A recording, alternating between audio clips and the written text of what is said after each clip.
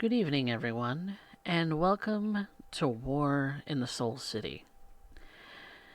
Tonight, we will be picking up where we left off with our lovely coterie, the Dig Crew. The crew has been looking into certain things as to why the anarchs across the way from them in the Flowwood neighborhood have been quiet ever since possibly the last interaction that they have seen of the Anarchs. The last real push that the Anarchs tried to make against the Camarilla was thwarted, and since then they've been quiet. And thus, our dig crew has been attempting to find out what's going on.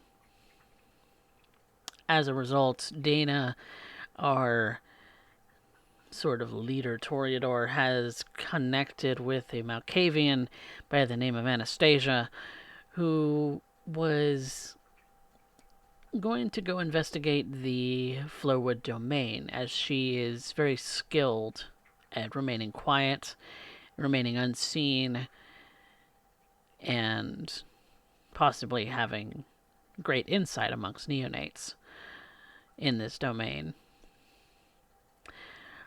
Rodney also had the brilliant idea of going to the Flowwood domain. However, he was interrupted by a kindred, a woman that he's never met before, who had alligator pets out near the reservoir and nearly ripped him to shreds with herself and the alligators in tow. Malice has been doing some personal things, talking to Mercy, talking to some other kindred amongst the domain, and trying to get a feel himself for what's maybe going on in the Anarch domain from a different perspective, a perspective he's a little more familiar with. And so, I would like to get the thoughts of our three coterie members present as to what their plans are for today and what their thoughts are going forward with this Anarch problem and the winter solstice ball coming up.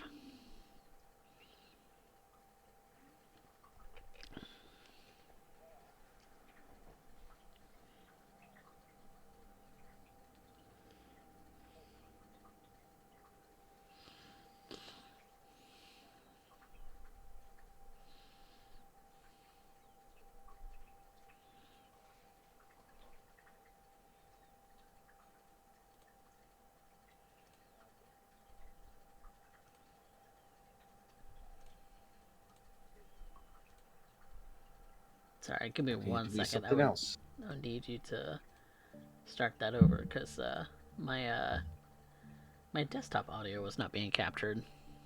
Aw.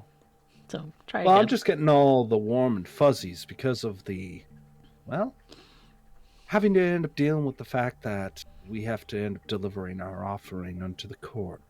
Plus, well, I still have to end up finding Kyle Calhoune in order to end up getting him to at least speak with Malkavian of the historical district. The hope being, of course, that they might shack up as a coterie. Well, don't I just feel like Cupid right now, fangs and all?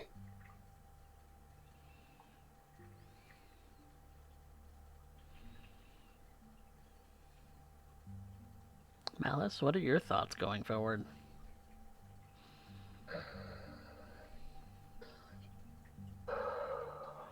So many things going on. It's being too quiet for too long.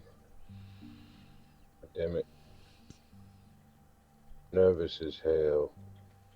Katarina's got me caught up in something. From my perspective, looks like same kind of shit that got Magdalene taken care of permanently. any too keen on the idea.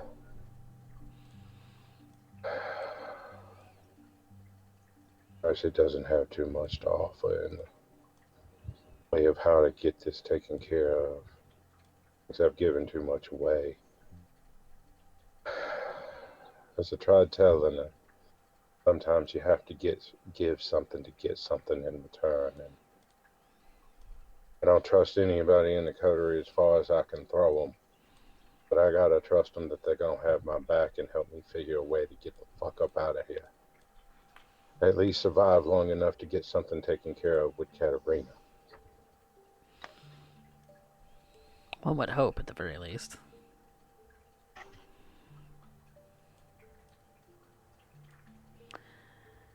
And then there's Rodney. Never again.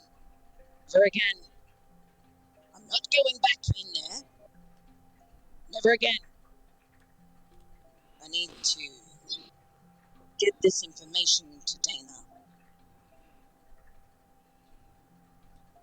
But I think she owes me a little more than just helping me bring this thing in. I almost got staked for her.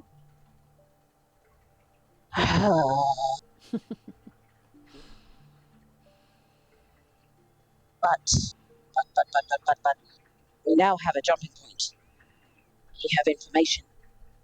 It's not a lot, but it's some. I think the Anarchs are uniting. But the Anarchs don't unite. I don't know what's happening, but something's not right. Something is very wrong. I need to not stick my nose in that. Never again.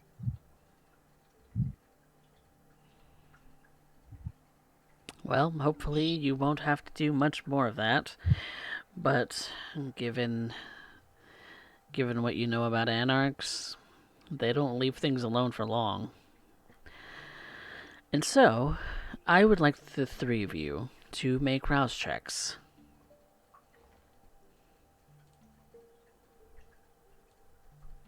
As you wake up. Yes.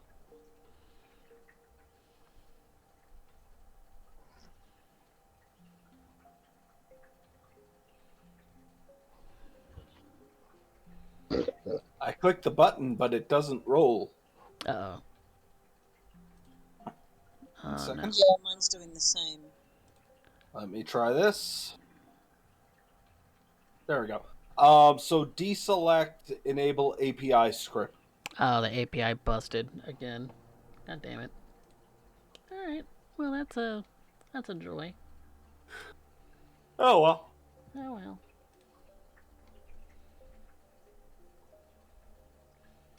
That's Where do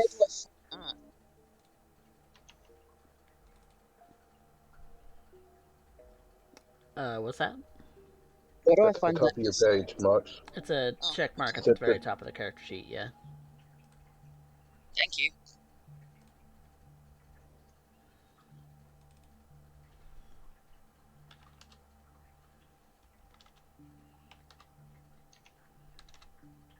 Okay. So both of you are successful in your rouse. You're not getting any hungrier, thankfully. All three of you. And so the five of you that are part of this domain, Liv getting herself ready to go out for her rounds, and the rest of you kind of present in the same room. But when she goes out to the main floor, she comes back with a note in her hand.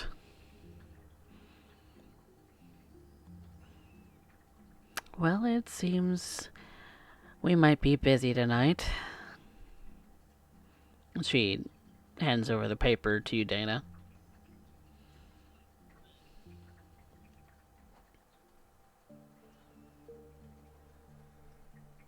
Well, And when you look over the paper, it is a summons, specifically to the 4th Avenue Lounge. Elysium. Exactly.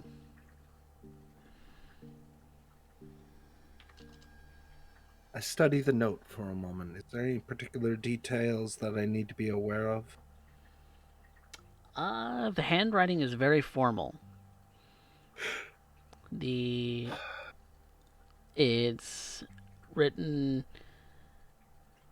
in handwriting that looks like it was written with a quill pen.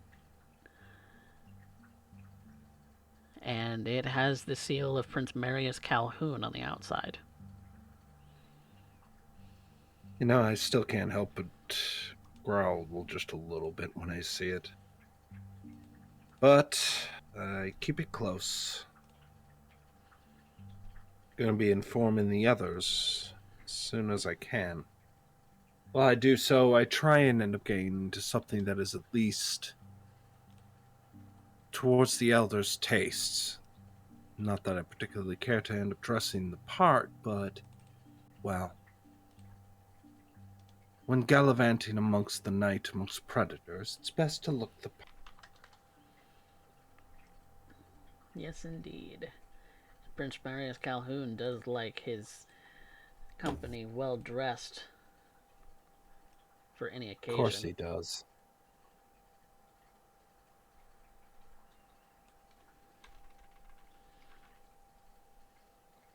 And thus, the rest of you are together and Liv just kind of sighs a little bit. Well, it looks like I'm getting to my rounds late tonight. What's going on?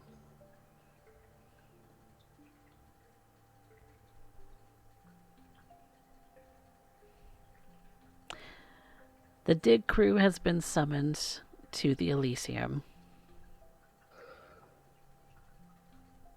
And us all. Yes, the entire coterie, yes. Oh, joy. Malice will return to his room, redress. Um,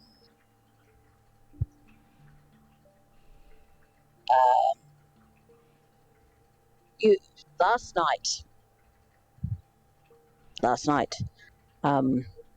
when I approached you, and he points at Liz about going to Flowwood, and you and I were talking about it, and he points to Donna. I took a look. I almost made it all the way through to the reservoir.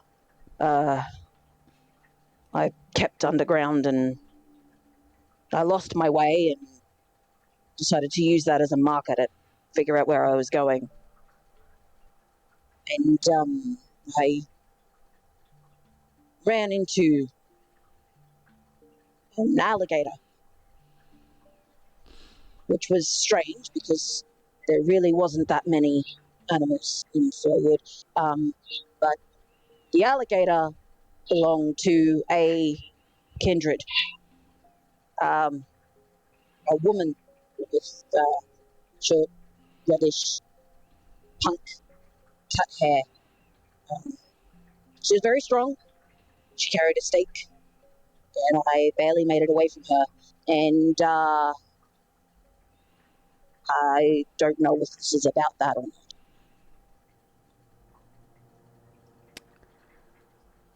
Dana, I would like you to make me an intelligence politics.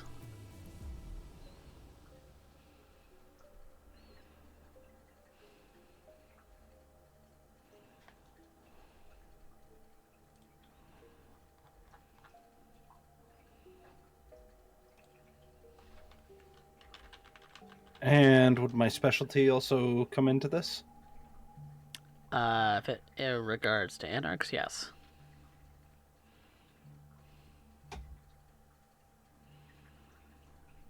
That is 5, 6. Oh, because that is also a messy crit. Yep. Ooh, you start to get a little paranoid. You start to get really paranoid. That sounds ridiculously similar to a good friend of Belle's named Zula May. Gangrel.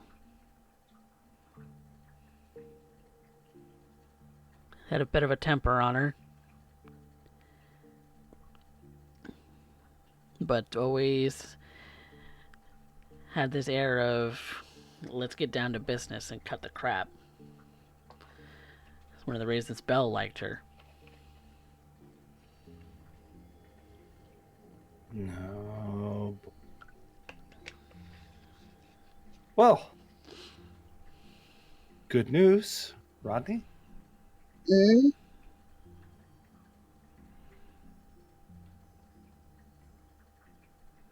You can be one of the few to end up saying you walked in and had a bit of a laugh. Zula May. That's not what happened. You're still here, so that's exactly what happened. That was not good. That was not good. That was not good. Not good. I would argue, say different. I'd say it's actually quite good because you're still here. That's actually very abnormal. She's watching around the reservoir, and I noticed something making my way through the Anarch domain. They use markings, indicators of domain. Yeah. But there was no variation in marking. It was all the same marking the whole way through.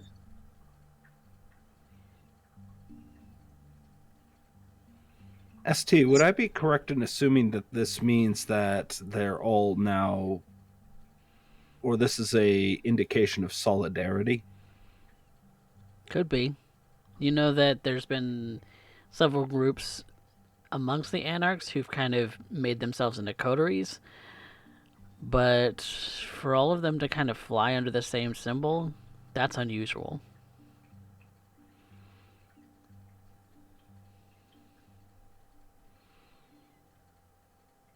Maybe the coteries have united? You're not sure.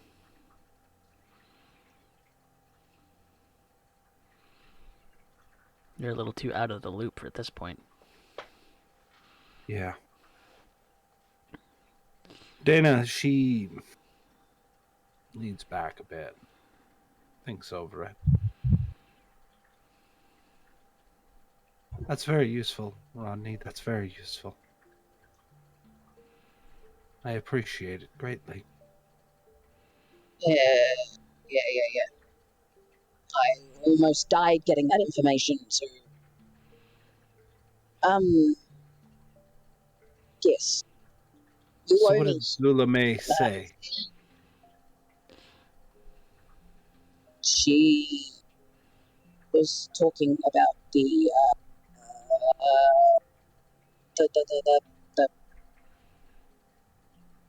tax. She didn't like the idea of the tax and delivering people to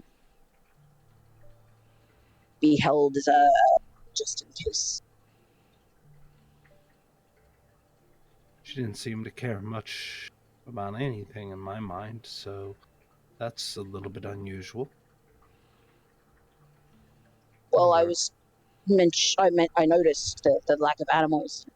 They haven't had a lot of people in that area, so I questioned as to why there were so few animals, and then it came up. They've been eating animals. Charles told me they were eating animals. Probably pretty close to eating her own gator at that point.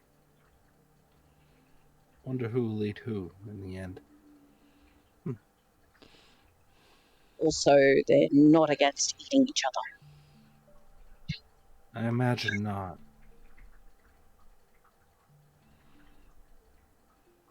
talking about eating me. Well, that's disgusting, Liv says from the corner. I am inclined to agree. I don't imagine I would taste very nice. I don't think they much care. Not at this point. That's good. That's very good. Thank you, Rodney. I figured it might be necessary to know in case that is what this summons is about. Makes sense. Yeah, we're gonna have to keep a very close eye. She thinks it over for a moment. Unfortunately, we're gonna have to put everything aside for just the time being. She holds up the letter. As we currently have a date in court. She tosses it onto the table in front of them. Summons to Elysium.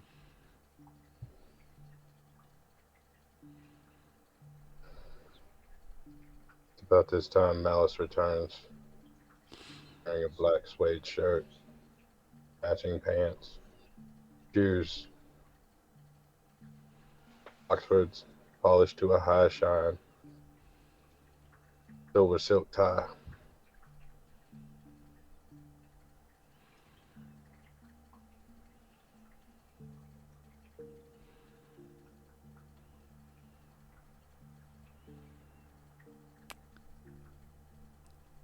Well, at least the doctor knows how to end up dressing for the occasion. So we're all to end up heading out there, so.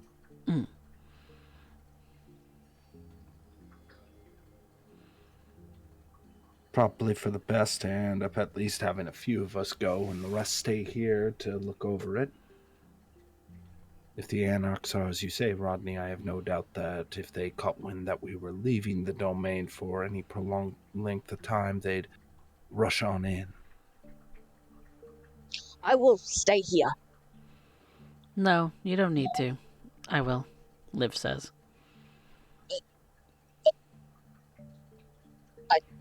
The Nosferatu are known for their information skills. If any questions arise, it will be on you. Besides, it's my job to keep this place safe, remember? And Mercy will help me out, right? Keep an eye on Mercy. I will leave Charles here, and if anything goes awry, tell him to come get me. Yes? Yes. Of course. Don't eat him. I have no intentions to. Mercy just kind of looks at Charles and says, now that seems like it would be a bad time. I don't intend to get on your bad side, Rodney. Good. Besides, when you get back, I got stuff to do anyway. Bad sign. Implying that he has a good one. I can't wait to see this. I assume everybody's got a good side, unless they prove me otherwise. I think they're all good at pretending. Well, I think it's about time that we end up making appropriate arrangements to end up enjoying the evening soiree. And let us fly. Yeah, let us fly along with ravens on swift wing. Dana ends up taking her first steps to go get dressed and then to get ready to head out.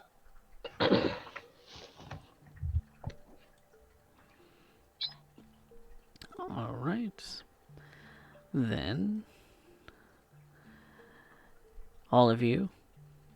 Rodney, what do you have in your wardrobe that is a little more appropriate for a get-together at Elysium? He probably has a cleaner set of clothes and his very short top. That was a fashion statement. I think we'll not wear that. No. Just a more clean set of clothes.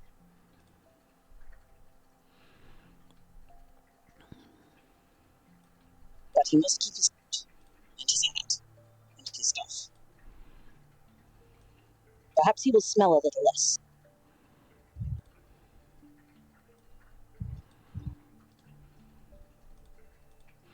All right.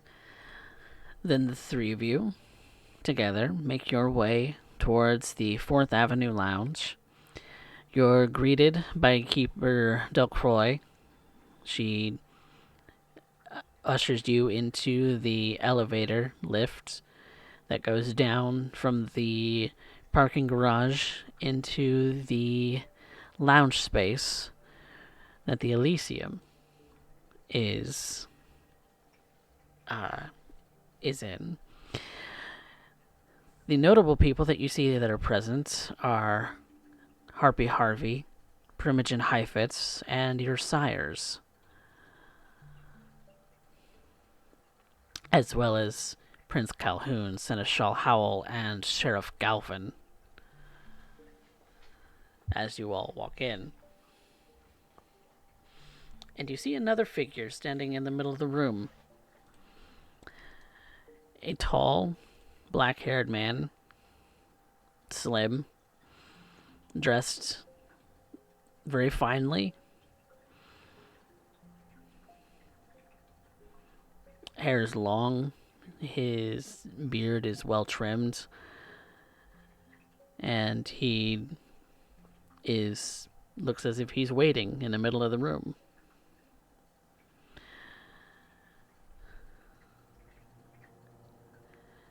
And what do you do to as you walk in?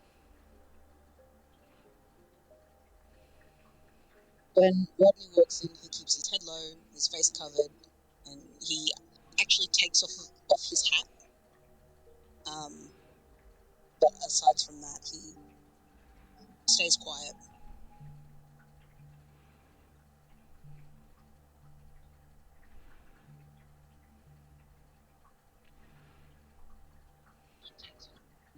Malice, too, will be quiet, looking at the assorted array of figures, movers, and shakers of the city standing around.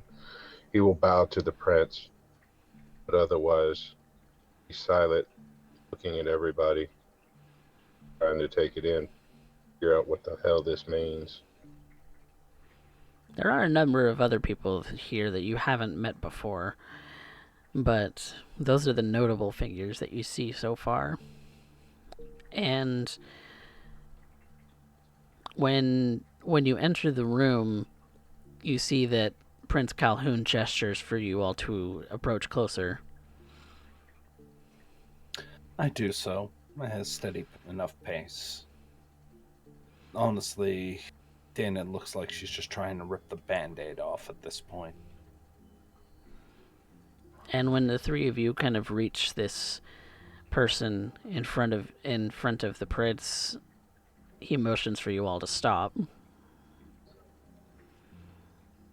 keeping your distance in some. Welcome, the crew.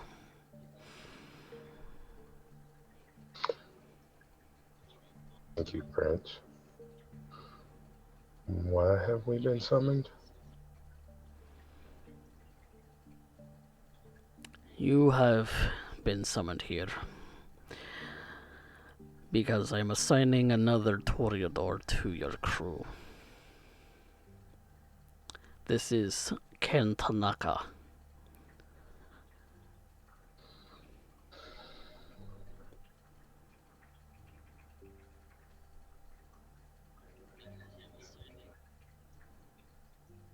Alice just looks at Dana, looks to her sire, back at the prince. Live, sire. Thinking in his head, 1-2 in our coterie enough?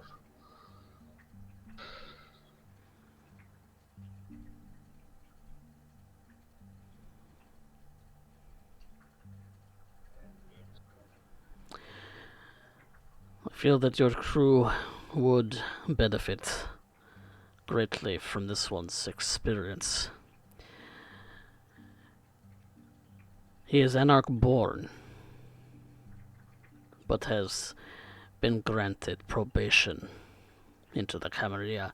Should he prove himself to be worthy, he will be accepted in our court.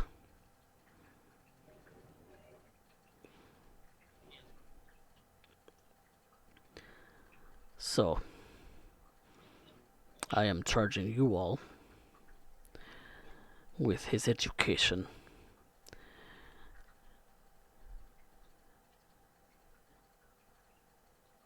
And keeping him in line as well. Of course. We will gladly end up doing everything we can to end up assisting.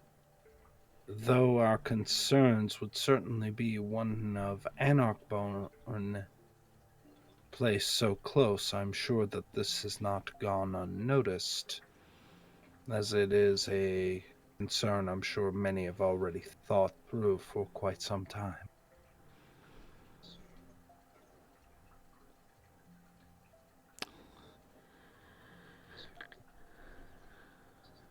Your concern is noted.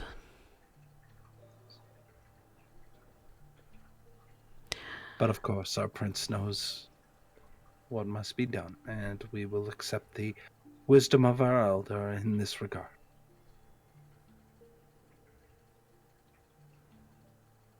Now, thank you very much for arriving in a timely manner. You may go.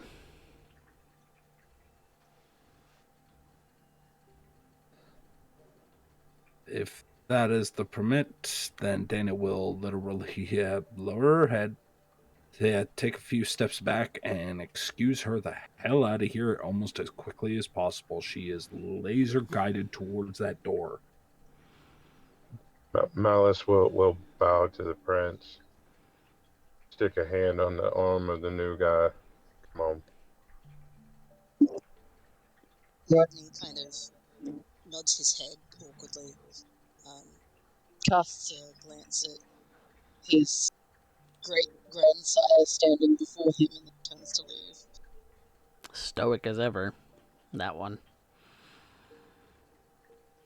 But you all exit the Elysium with Ken Tanaka in tow. Dana beelining straight for the door, not waiting for any of you all.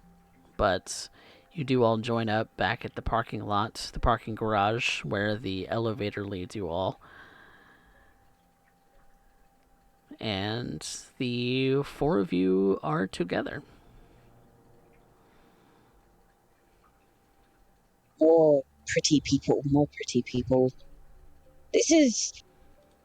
I feel very outnumbered here. It's all right, Rodney. Ghost is on the inside. I am sorry that you are burdened with me. I will try to make myself useful. Burdened. I can promise if you're not. Why would you think yourself a burden? Because he's an anarch. Currently on a very short leash and hoping that he ends up having a chance to get in the good graces of the prince. So any screw up that he ends up having is going to snowball not just on us, but on him and break the probation. I have a question.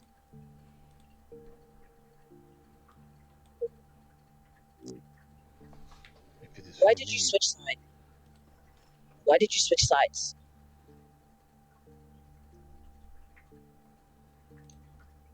Ken will kind of take a moment and ponder that, and I did not like the violence. I did not like the way they were going about what they wanted. I did not agree with everything that they said. They made some sense in some of the things, but overall, it was not for me. Rodney, if you buy that bull, I want to insight this. I'll do the Yes. same. Same. Yep, But all I three am of you can paranoid, run. so it's a -2. So I will. Yes, you are in fact very paranoid right now. I will just end up giving it as an insight to Rodney at this point. It's a wits insight, yes? Wits Yep, insight. +1 because I'm assisting. And Malice, you can roll your own wits insight, and Ken, you will roll a if you're lying, it is a manipulation subterfuge. If you are telling the truth, it is a charisma persuasion. You cut out for that last part. Oh, it's a charisma persuasion. Did we lose coffee? Hello? Cameras for. Oh, there we go. I think coffee's back. Hello? Hello? Hello. I didn't lose you guys, but I seem to have lost the damn stream. You did freeze up for a second there. So Okay, I think we're back on the stream. So, I knew you were cut out for a second. okay. So Ken, that will be either a manipulation subterfuge or charisma persuasion versus their insight. 5 critical. You're 5 on a crit? Yeah.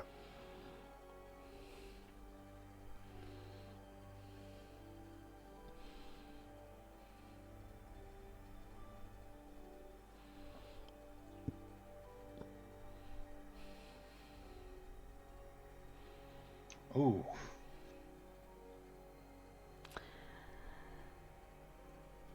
That is one success. What you immediately read, Malice, is he doesn't seem to be telling a lie, but he seems to definitely be on edge. He's definitely apprehensive, maybe shy at this moment. You're not sure if what you're reading is hiding something or if it's just nerves. Since when do Kindred get nerves? At this read, first time anybody in the coterie has seen him, Malice smiles. Malice has never smiled before.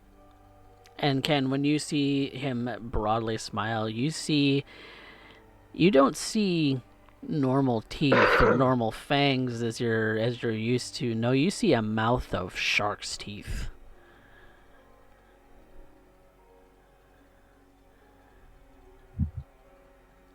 Ken would kind of be taken back a little bit and just try not to stare.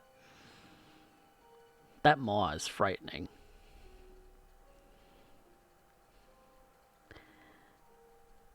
But Malice, you're also no, that's not a messy crit. That's just a regular crit, right? Yeah. Okay. Yeah. It's not messy. It would have to be on the other blood die because I've only got 1 hunger. Okay. Never mind then. Continue. Right. I don't know. Believe him, but I would like to pick your brain at some point. I have many questions for you. You sound very echoey. Sorry, you're hardly coming in. Oh no. Good. That's not just me. Better. Yeah. Oh no. Yeah, we were losing you a little bit. What was that again? I don't know if he's lying. But I would like to pick your brain. Ken, right? Yes, Ken. Yes. As long as I get to keep it at the end of the conversation, I will gladly be able to give you what information I can. No, I'm not interested in eating your brain. But well, I have many things that I would like to ask you. But not right now. Not right now. Later. Okay, I will try to answer them, but I've kind of given them most of the information that I had in terms for my surrender to them. I will give you what I can, but I am not all knowing. You don't have to be all knowing. Just be able to remember bits and scraps, and maybe sometimes the bits and pieces make a bigger picture. Information is power. And information is key to some things.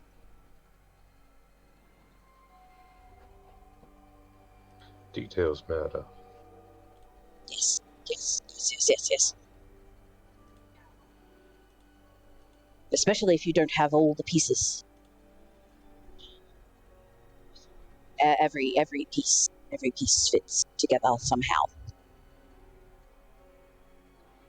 Shall we go home? Yeah, that would be best. We have 2 more members for Mr. Tanaka to meet.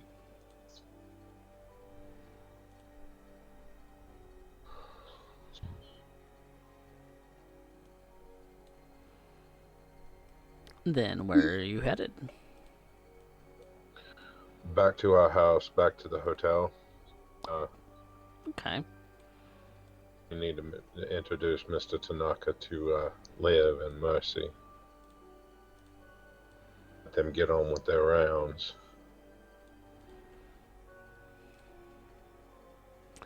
Then you make the drive to the little hotel, the Dolphin Hotel, that all of you have set up as your base of operations. Ken, you're led down a corridor to a stairway in the back where they lead you down the stairs into a service kind of basement where you also see that other rooms have been built down here, or at least furnished with supplies for bedrooms. The door is locked to the upstairs behind you, and the 4 of you go back to the kind of main meeting hall of this downstairs area where Liv is cleaning one of her guns,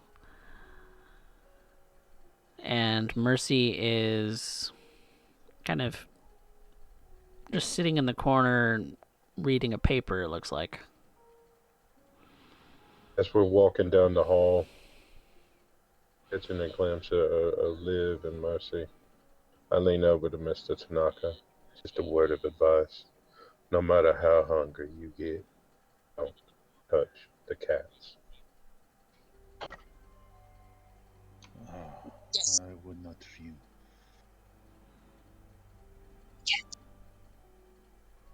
I am very fond of cats. I would think I would have to get very hungry to try to eat one of them.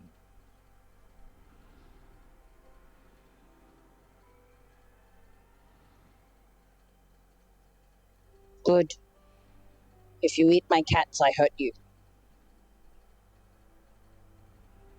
My cats are friends, not food.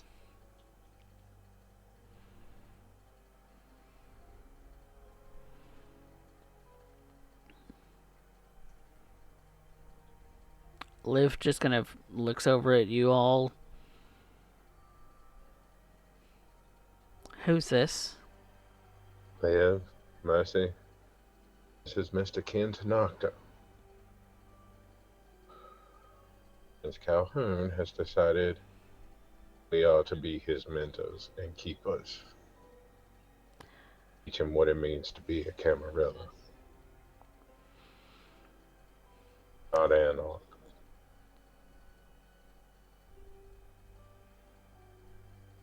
He has defected from the Anarchs. He's Right. on probation. We are to be his keepers and teachers. And Liv just kind of gets up from her seat and kind of sidles up to you, Ken, and says,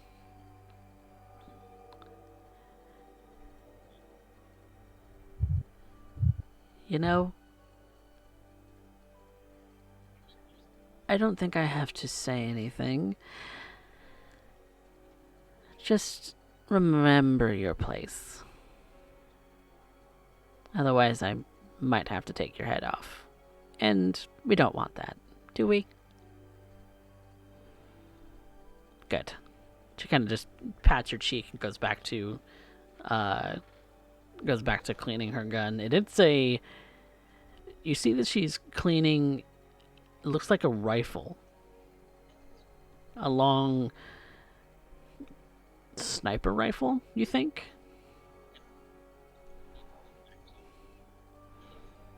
You don't really have any expertise in weaponry, so you don't know what kind it is, but it definitely looks long, it definitely looks powerful, and it definitely screams, "Don't mess with me."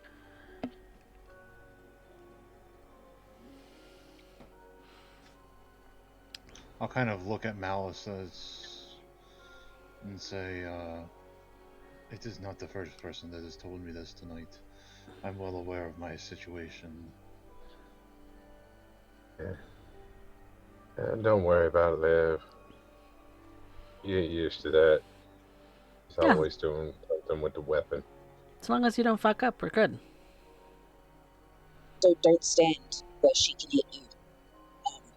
Well, The gun's hurt. yeah. I don't make a habit of just willy-nilly hitting people. By the time you've been hit, give it about 3 seconds, you might hear the report later. Might not. It's about this time that Rodney starts to take off his mask and his hat and just kind of relax a little bit. And Ken, that face is just hideous. It makes you cringe just looking at Rodney.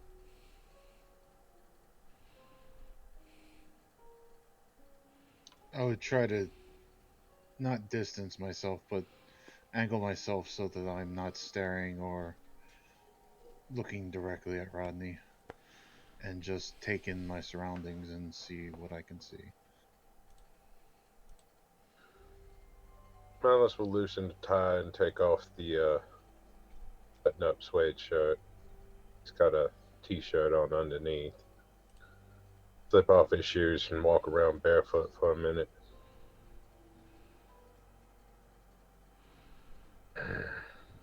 If y'all will excuse me, I'll be back momentarily. I should go check in with my cats.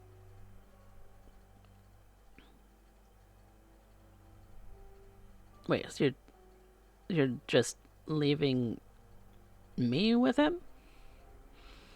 I have things to do. I'll be back in a minute. You can take 2 minutes and keep an eye on him. Gotta change my clothes again. He can follow me if he likes. I just need to talk to my cats. Ken will just kind of fall in step behind the Nosferatu, and it is, I think I would like to meet your cats. Yes. They're psycho. Most cats are. Just Charles. Well, if you don't mind, I'm gonna get started on the things that I'm late for doing tonight. So, you all have fun. I might be out late tonight. Watch your 6. Always. And Liv packs up her gun and puts it in its case and seems to walk towards the entrance of the of the downstairs portion and seems to walk out with it. While Alice would duck into his room for 2 minutes, literally no more than 2 minutes, and be right back.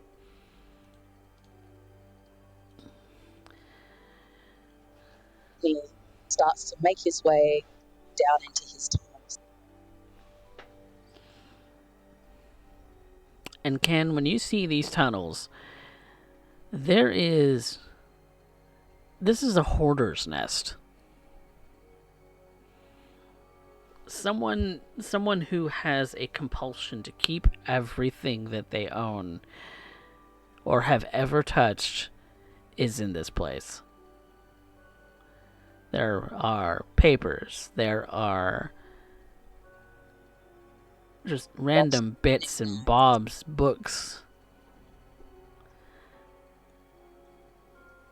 All of it stacked in a haphazard kind of way. It is atrocious to look at.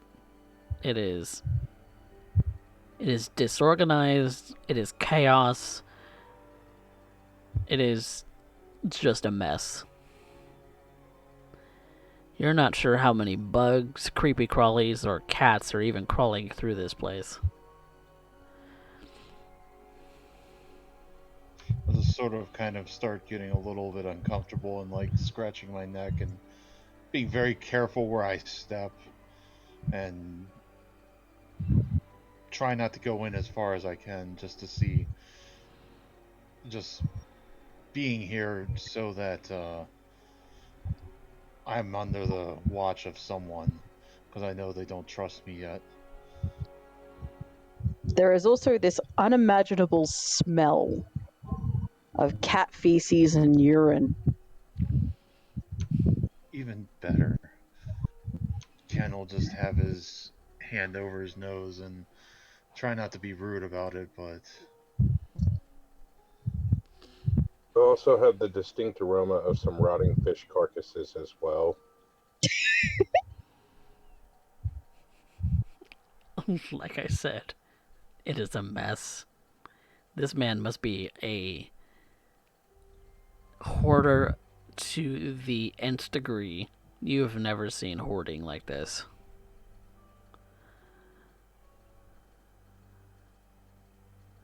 As I get deeper, I'm gonna use my animalism to start talking to my cats, using feral whispers. Are you talking to Charles specifically? Just general. Okay, then if you're talking to all of them, that will require a rouse check. Yep, just did it. Perfect. So you now have the ability to speak with the cats of your horde.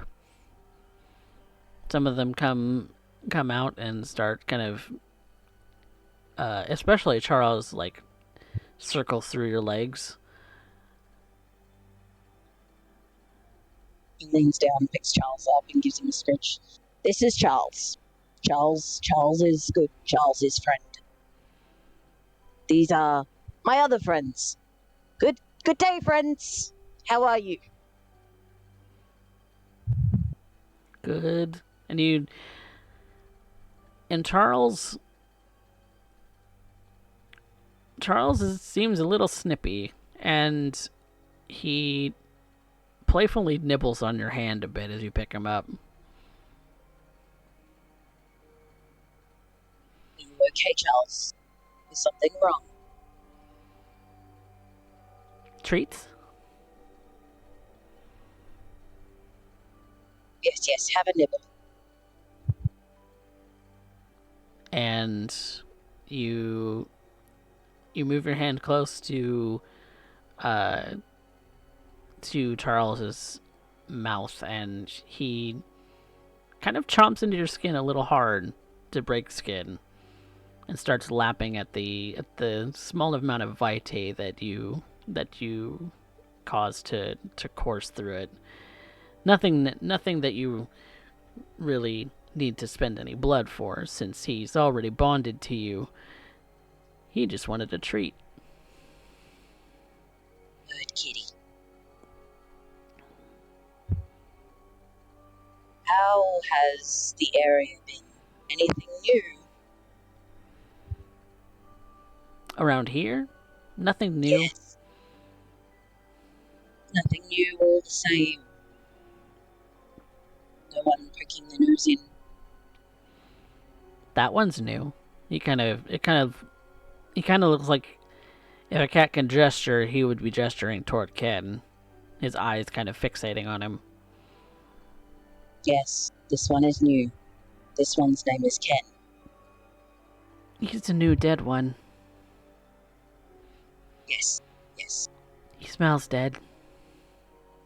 He is one of us. Maybe. Don't know yet. We keep an eye on him. As he says that, he kind of looks over his shoulder at Ken. And Ken, when he's speaking to the cats, it kind of sounds like gibberish.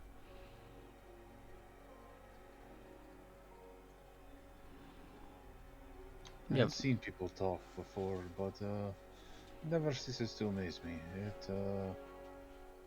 What do they say?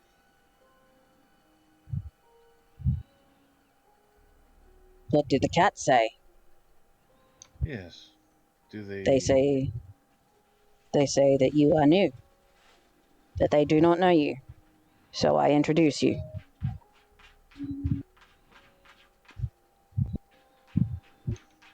I'll have to stock up with some treats for them.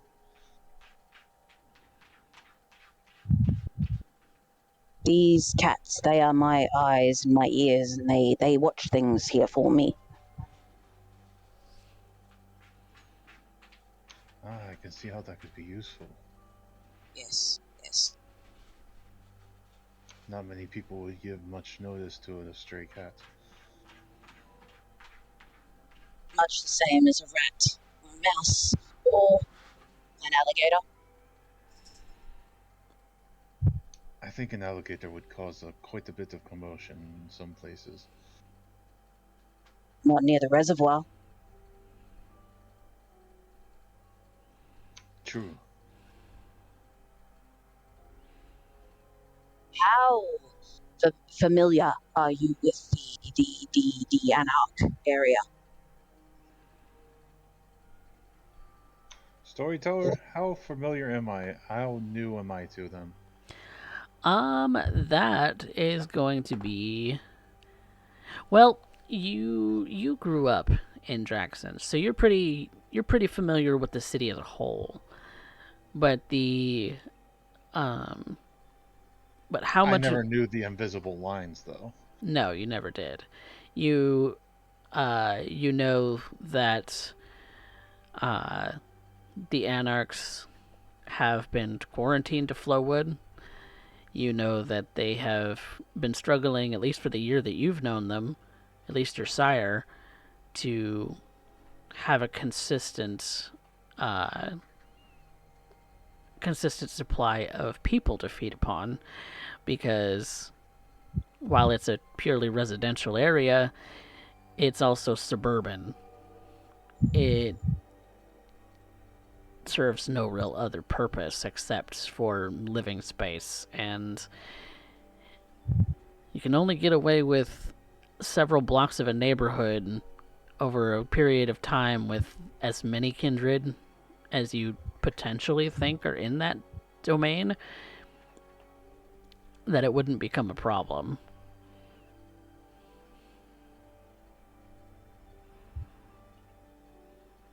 But one of the major complaints is that Prince Calhoune has sentenced them to starve.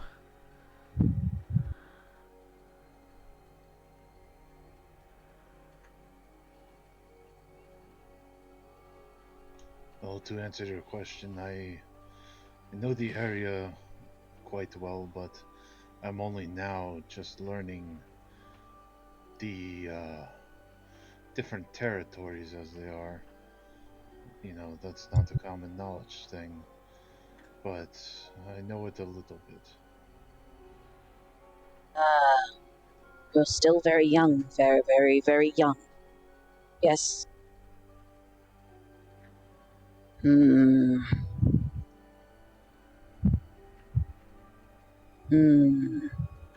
Have you ever eaten an animal before?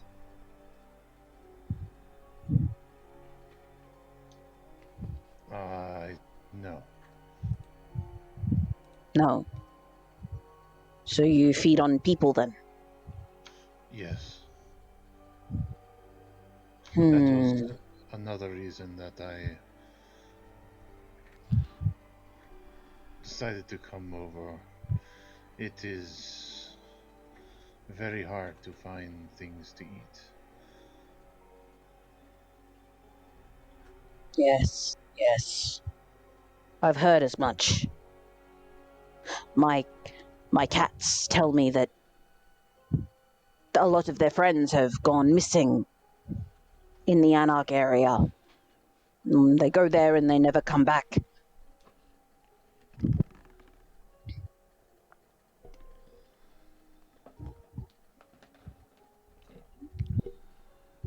This is the case for a lot of animals. They say friends and enemies. Nobody goes near Flowwood.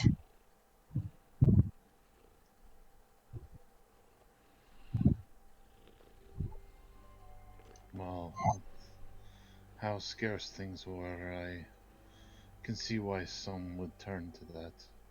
It never got that bad for me yet, but I haven't been around long, so. So. They feed on animals, and there is discontent. Yes. Dana and Malice, after you've come out of your rooms, you can hear that Rodney and Ken are speaking down towards the hallways uh, that Rodney keeps for his junk. Malice was make his way down to Rodney's corridors. Follow the voices. I'm keeping on my own and end up staying in a secure location right now because I'm not dealing with Rodney's junk. It's not going to happen. I'm sorry. I go down there exactly once a month, and that is it. The whole city could be on fire, and I'm not going down there.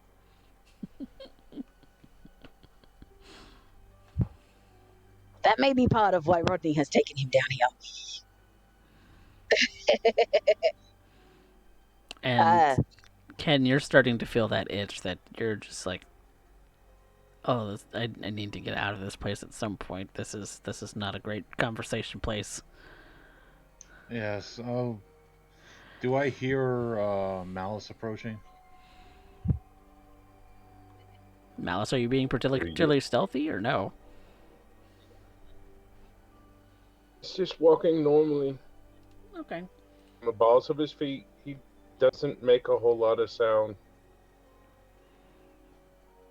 Yeah, you probably would hear him.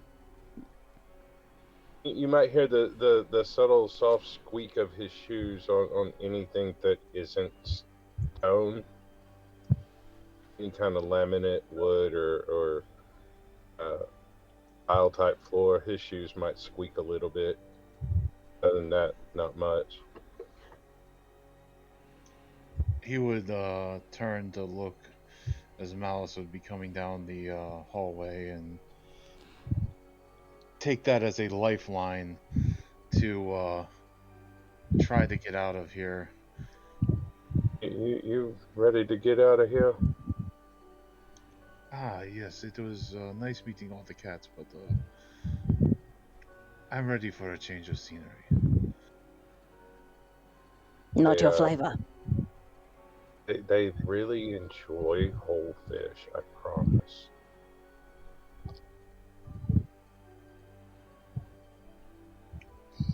A shudder will kind of run down Ken's spine and as he's walking away. Alice will look around. Does he still see the carcass of the last whole salmon that he brought in for the cats? Maybe a bit of spine or tail. The bit of the spine's left. Alice will particularly point out to that was a whole salmon. Head and all. So the sled. They'll eat corpses too, if need be. We don't need them to eat corpses. There are other ways of taking care of that, I promise you, Rodney. Told you Oh, I I have know. my ways. I know, but it's fun to point out. It's not the man with 3 pigs that you need to be worried about in this house. You don't really have complete total count on all the cats in and out of the house. Don't Many be of them worried if you hide. wake up to them nibbling on your toes. They're just saying hello.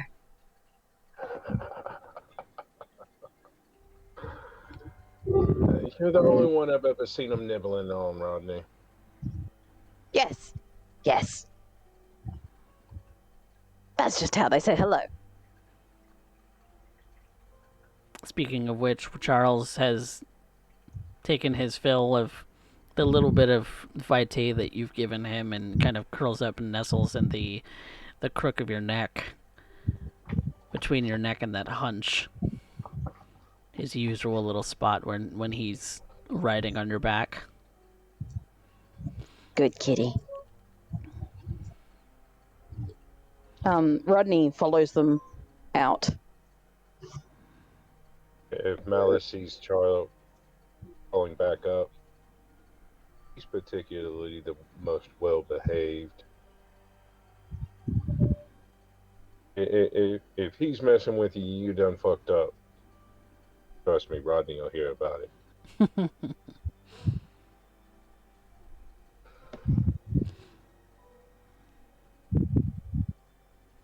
Making my way back towards our communal meeting area.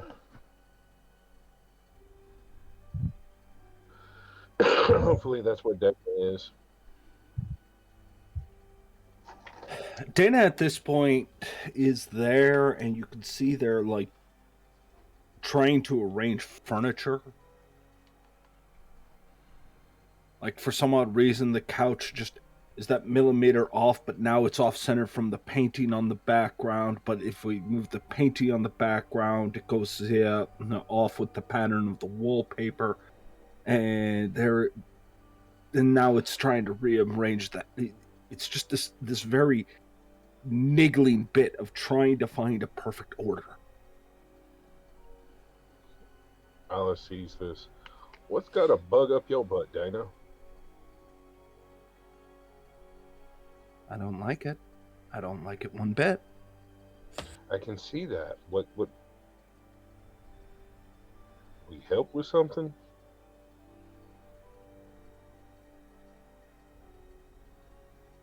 Don't know. Still have to figure out the new tick that's managed to crawl in our skin. Rodney moves to stand behind the couch.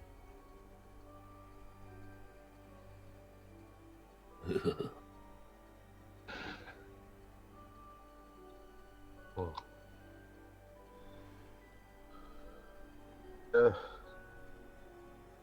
also turn his back and move towards the table and seating area. Sit.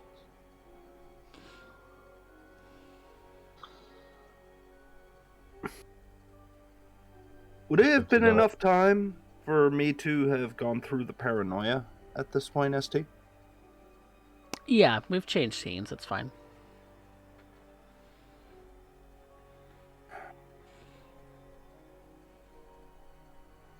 Oh, Mr. Tanaka. What skills do you have you can bring to the dig team?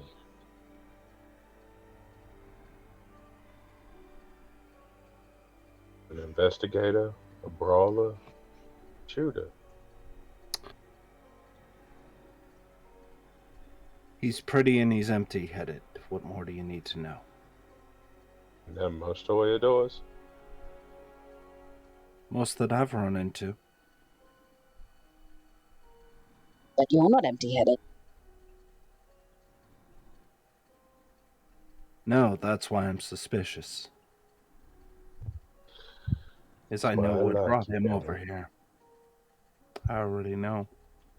It's not out of any allegiance or anything like that. It's because this is where the food is. I can't Is that imagine that. Go on. is that enough to keep anybody's loyalty? No, They have such a thing? no.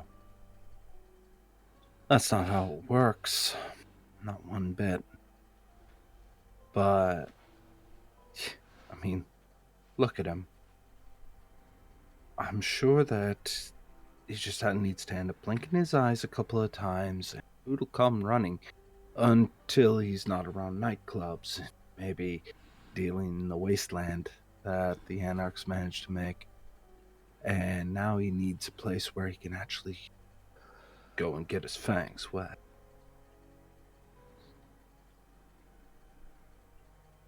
So he's just another lick to you.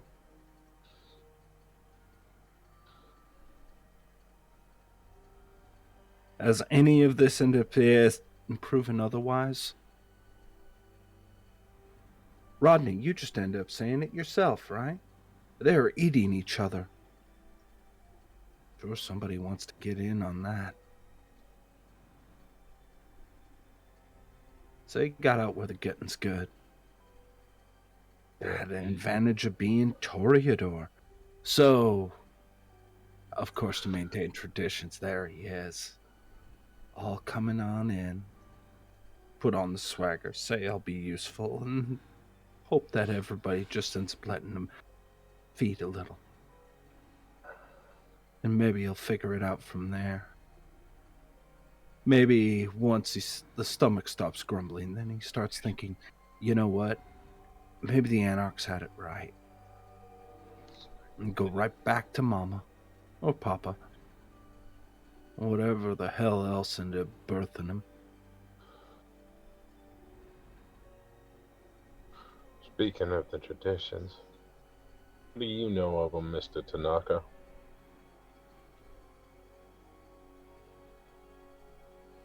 Which traditions are you referring to? Oh, this is going to be fantastic.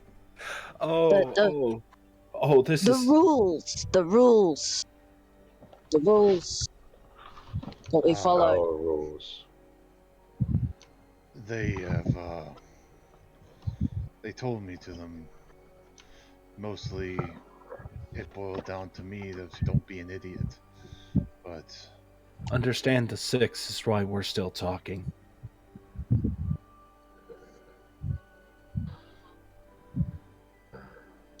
well, I know that we try to not reveal ourselves.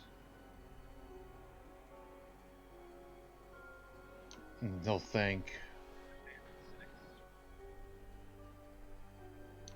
I remember that you're supposed to respect the domains of others. You cannot create a child without permission.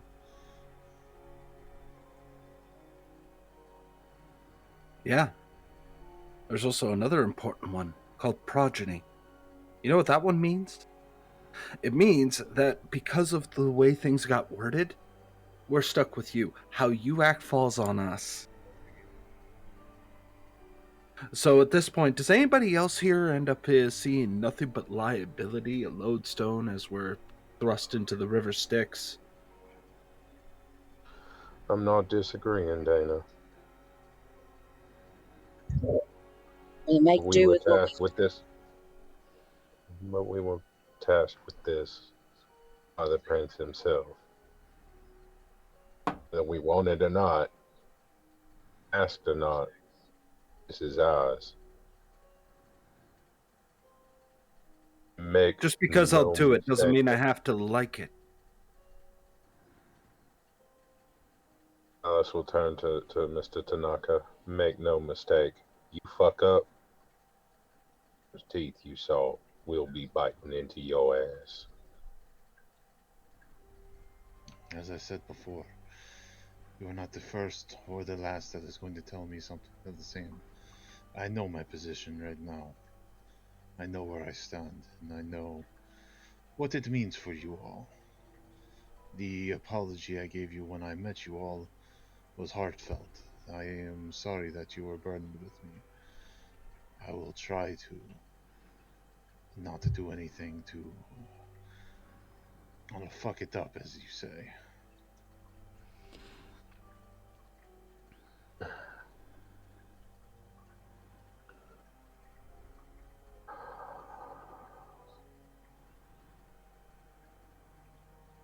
Okay. How about I end up asking a question? Does anybody... do you know who your sire is, at least?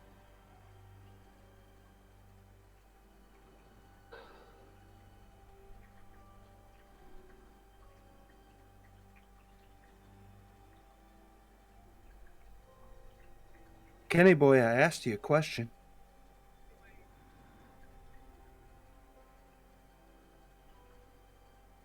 I do not know their name. You know what they look like? Vaguely. Get out.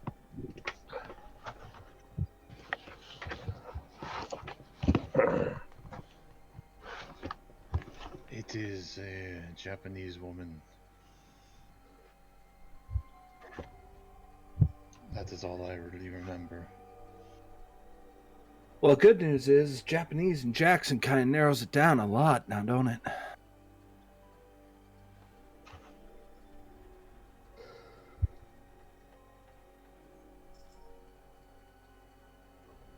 I will make a roll. I was just about to call for an intelligence politics. I was about to ask for one because You want to add to my roll? yeah, If you have a politics, then you can assist Dana. well, let's see. You know what? Do. You do? Fantastic. I'm going to rouse. Ooh. Go. This is going to be politics plus intelligence plus 2 for the rouse, plus 1 for the specialty, plus 1 for the assist, so that's plus 4. Mm-hmm. I am willing to spend a willpower on that. Okay. That is So- 7. 7. Japanese, Anarch. There's only one. A Toreador you knew. Her name is Asako. Oh, no. And she's fairly old comparatively. Hails from Japan. Left the Camarilla in Japan a long time ago. Fled to the land of the free. Mm-hmm. What a joke. Okay. Tanaka. I know. I think I got a good idea on who that might be. And I'll tell you what, I might even be inclined to tell you when I feel that it's not going to come bite me in the ass. Sweet as it is.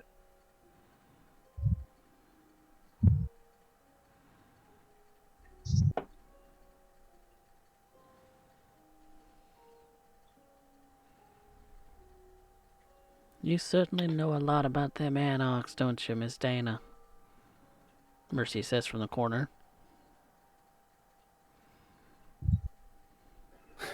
I should look at how much I end up spending to end up keeping an eye on them. Between Rodney, dealing with the Malks and everything else, I take my job at least seriously. You know, funny thing, that seems to be what the Toreador do mostly in here. And now we got another one. Just a bushel of roses in here, and then... Yes, lots of pretty people. Yeah.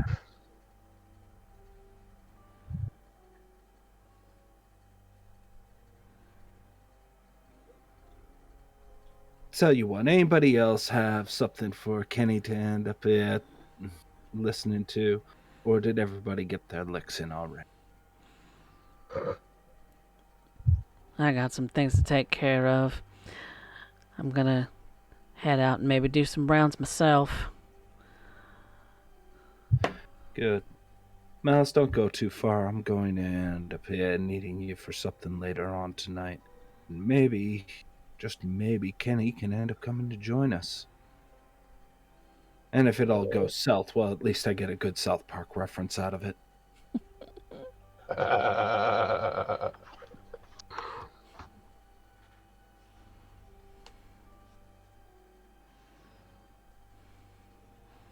And with that, Mercy gets up from her seat and walks out the door herself.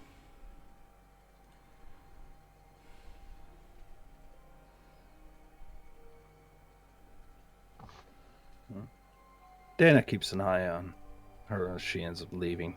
There's a worry, hinting on trying to put things together. They don't have to know yet. I'm gonna end up grabbing a few things, just notes on what she ended up hearing. And I am going to end up taking myself to a balcony where I can oversee through the Anarch side. After all, hotel has quite a few. That And does. it serves as a practical purpose. Also, the city's quite beautiful at night, and the wallpaper being off with the painting being off with the couch has been driving me nuts for the past half hour. I'm gonna have this entire room stripped out, I swear to God. You can't go wrong with eggshell. You really can't. It's a fairly universal color. It's a start. You coming, Kenny? Sure. That's a good lapdog.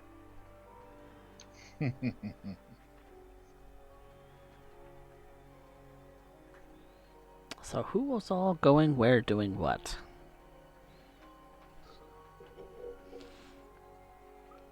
I'm sticking around. Dana asked me to stay close.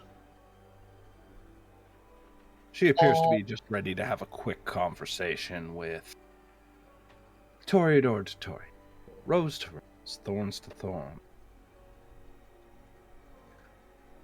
I am going to go find something to eat.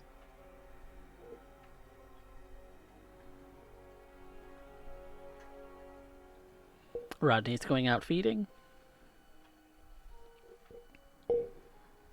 Dana and Ken are going to a balcony to maybe have a conversation.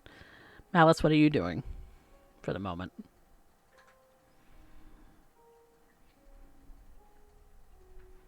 At least while Dana and Ken are talking. Mulling over everything in his head that he really wanted to talk to Dana about.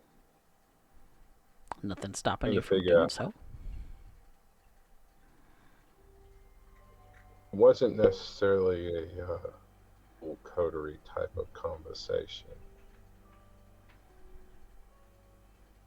More of a one-on-one type of conversation he wanted to have with Dana.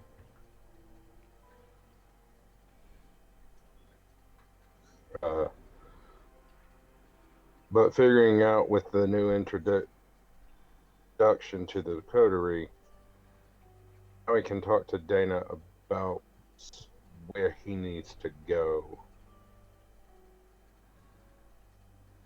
Or possibly picking the brain of the new guy and what he knows about it. There's always that possibility. You can follow them if you like. Yeah, Malice will follow. He said stick around. Dana wants him to go away. She'll tell him so. Then Rodney makes his way out of the location where the rest of you are going up to one of the other floors of the hotel. I thought I had another. Yeah, that'll do. As far as you find yourself in one of the upstairs rooms, a balcony on the outside. The three of you together, or as together as you want to be.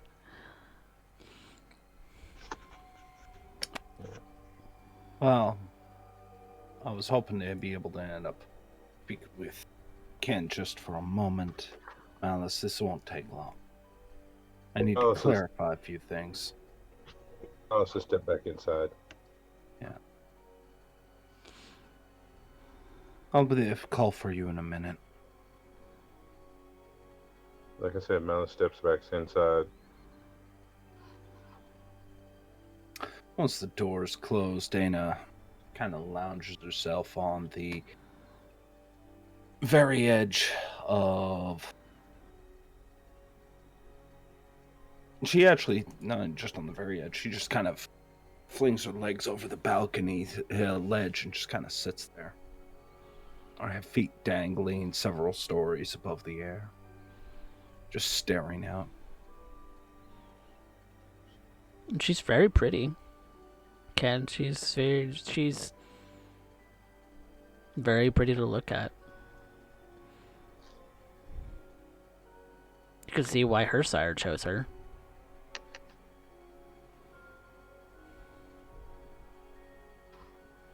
You wanted to speak to me. What is this about?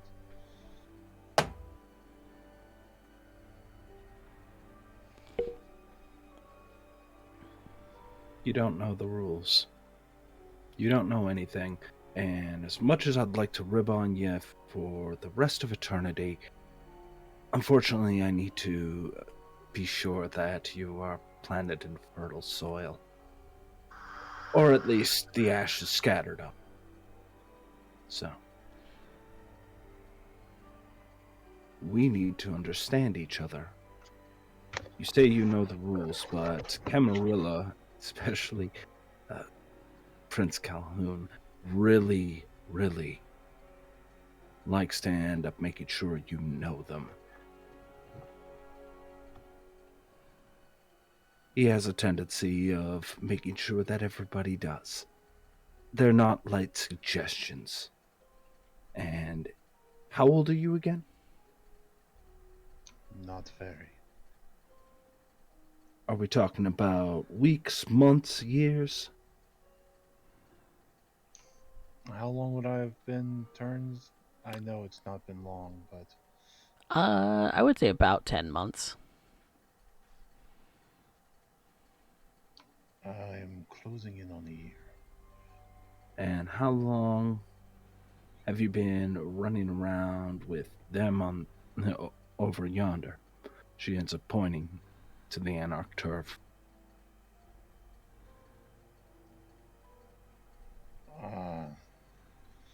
For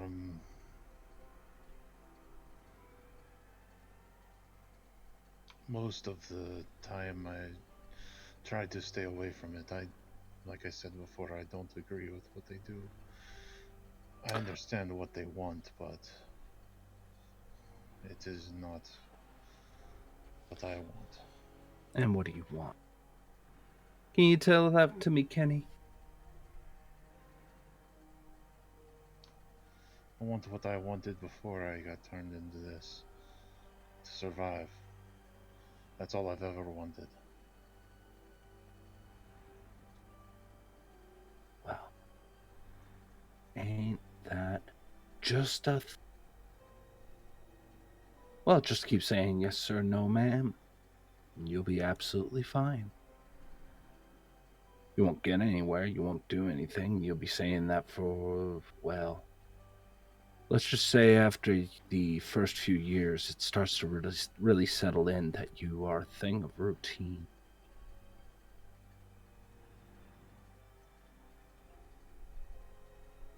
I figured being out here would make this a little bit more comfortable for us both. They don't really get it when they end up realizing on just how ugly Rodney is and how much he just ruins everything just by being there. It's not his fault. He's not an idiot. But it's there. Every single time.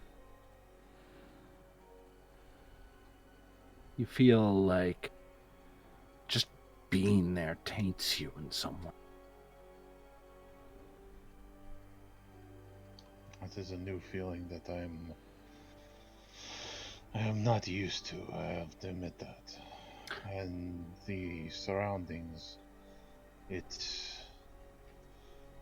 takes everything for me not to want to redecorate it into something that I can take. Yeah. And that's the thing, you have a natural knack for wanting to do that. You got a few other things too. I'm sure you ended up seeing something and you're like, I think that they're cute, I'll take them home. Or maybe you see somebody wearing something. So maybe it was that shirt. Can't imagine why, but maybe it was that shirt. And you just had to have it. Kind of like magpie, really. That's how this thing that we are under screws with you just a little. It twists you. And outside of me and Liv, you're not going to get a lot of conversation about that. So here's what I'm proposing. I'm going to teach you what I can about our little predicament. All I ask is you pay attention and don't make life more difficult than it has to be.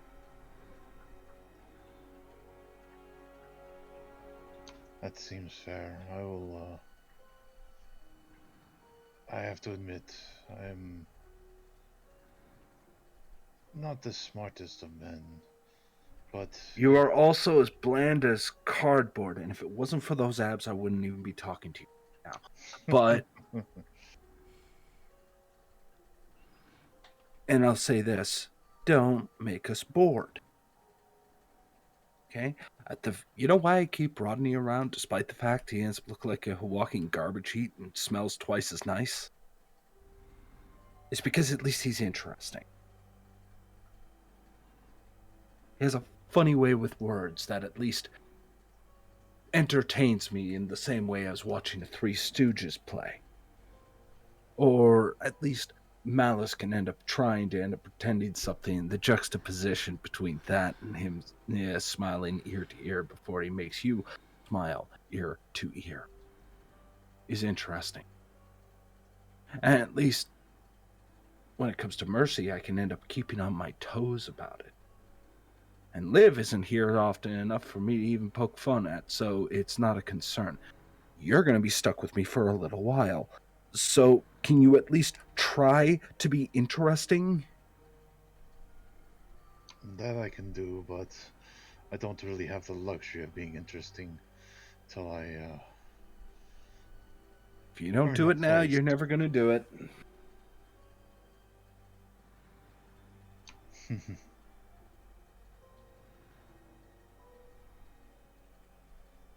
Toreador. We survive because we have an eye for things. That's how we do it. Right now, you're not looking around, you're not trying to figure it all out. You haven't figured out who you're around, or much of anything. So, tell me, outside of what I see, is there any reason that they ended up keeping you around? Or was your sire right to just make you a pump and dump? I guess that's going to be left to seen. No, don't try that mystery bullshit with me. It never works.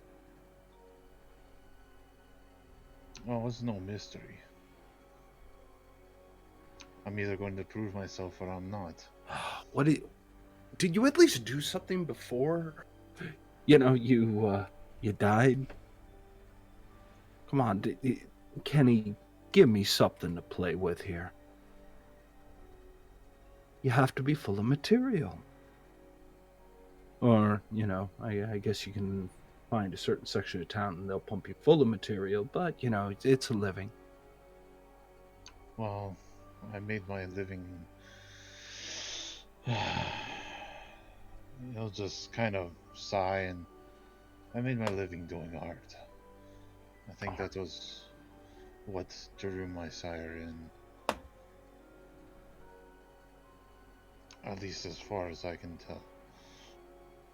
Well, then I'm expecting you to be damn impressive. You better start figuring out how to end up doing that.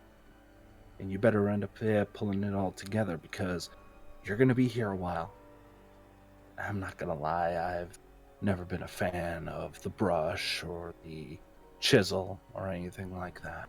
I know that there's a lot of us that have that. I'm not one of them. I have my own gifts. And it's more than the two you see right now.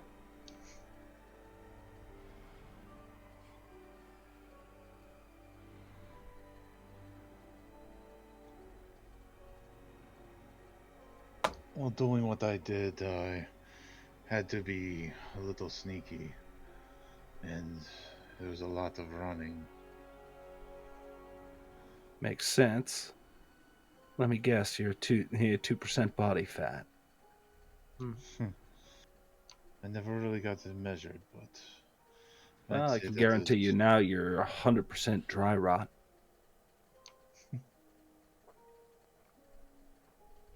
So, with that in mind, I want you to watch what I do. Do what I do. Then ask stupid questions later. When you're not going to embarrass yourself in front of a whole bunch of people. This way I can do it.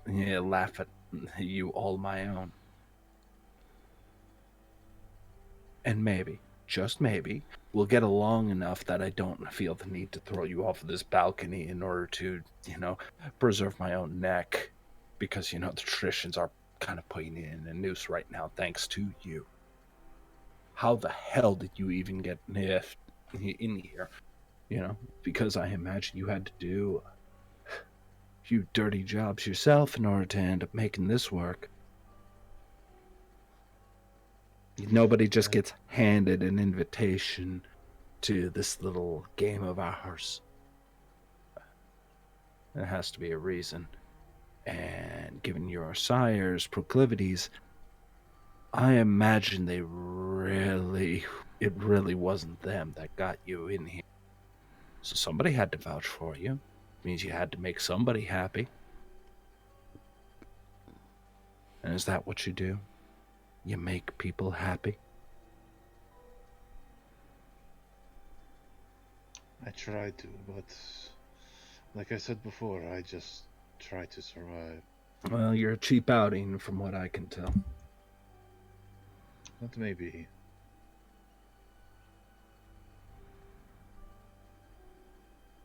When you figure out on how you can end up doing more than earning $20 a turn in a back alley, then we'll She swings her legs over the balcony rail back onto the actual balcony and stands. Now, if you're smart, you would have picked up on a lot more than just what I said. She starts to walk out to go to see Malice, giving this fledgling thought, or a chance to think, if he's capable of it. She's about to find out. Dana leaves you alone. Ken, did you have any additional thoughts about some things that you've noticed about Dana?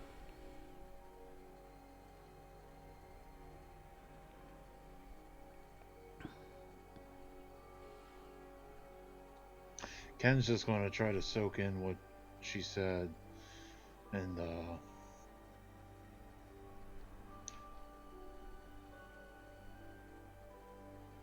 he doesn't know what end is up right now because this is so different from what he's used to. That he's just Need going some time to to. process. Yes. Okay. Well, Dana, you've left Ken on the balcony to maybe process some of the thoughts that you left him with. Well, I haven't heard him hit the car yet, so he hasn't jumped. But there is Malice inside the room, kind of waiting there for you, patiently.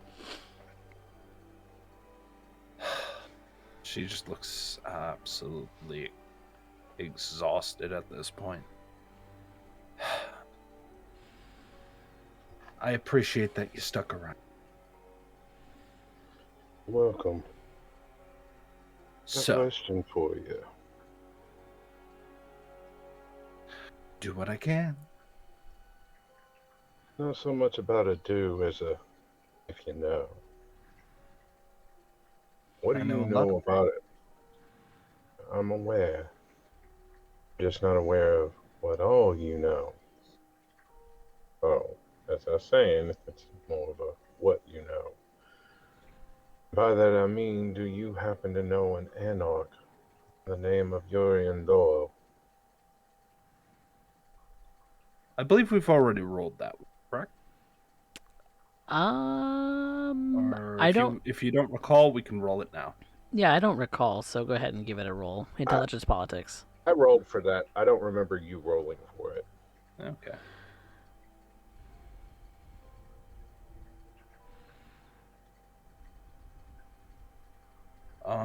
I will risk that with a willpower.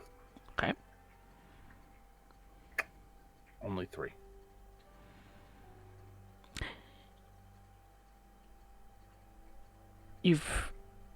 The name sounds vaguely familiar, but he didn't run in the same circles you did. Well, I can say this much. Usually keeps to himself. Wasn't exactly what I would call the poster boy of the anarch movement. I don't know what you'd call him. He's a A Tremere, but nobody? I don't know that you could exactly call him a nobody. He is a Tremere by blood, so they ain't exactly nobodies, but I know they ain't standing too well since, well, half of them done fled to the Anarchs. Yeah, well, that'll happen when, well, what I end up hearing that they got a little too cozy. And for some odd reason, Prince has a bone to pick with them.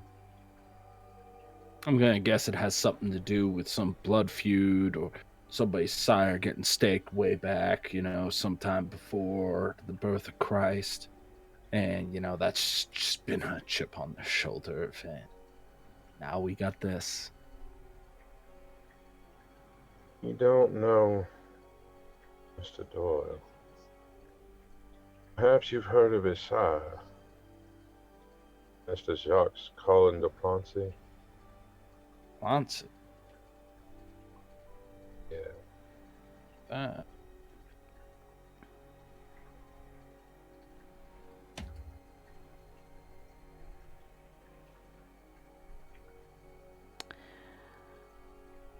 Imagine about the same heard of kind of situation. You have heard of him. Mostly because amongst the Tremere, he's probably the most renowned as far as fame goes. He's a demonologist. He makes his living, quote unquote, amongst the Tremere as a person who studies the supernatural goings on of the other varieties. But that being said, with half the Tremere Trantry leaving for the Anarchs when they all realized that they could no longer keep each other under control, whatever that meant, Yuri and Doyle joined the Anarchs, and Polanski was, since that time, kind of looked at by the other Tremere as the father of a traitor. So he's still Cam. He's still Cam. Loyal to the Cam, even. Had another child.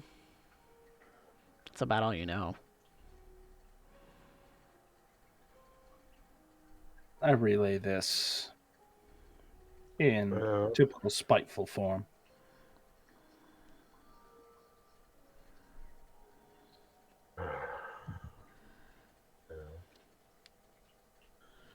If you want to know more, I will be making a trip to a bookstore shortly. Why would you be doing that? Because I need to have a conversation with Mr. DePlancy.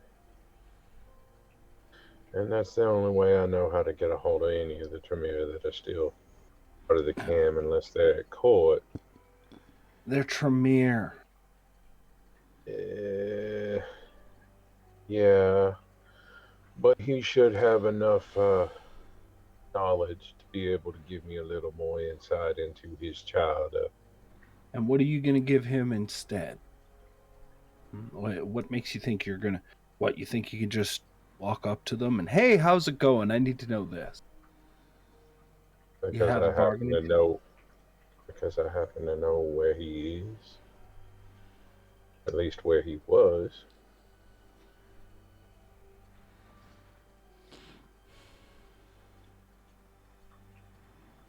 Okay, well, you can find him, but what's going to make him talk? Why would he care?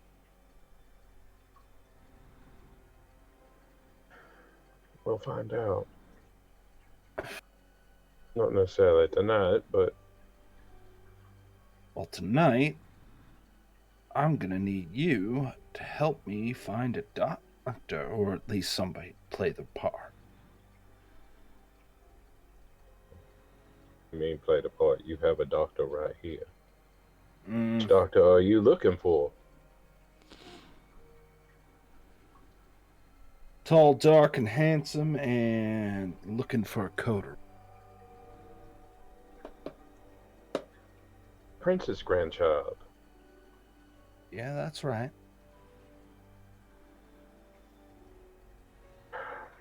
Steve, would I have any knowledge of where Calhoune work?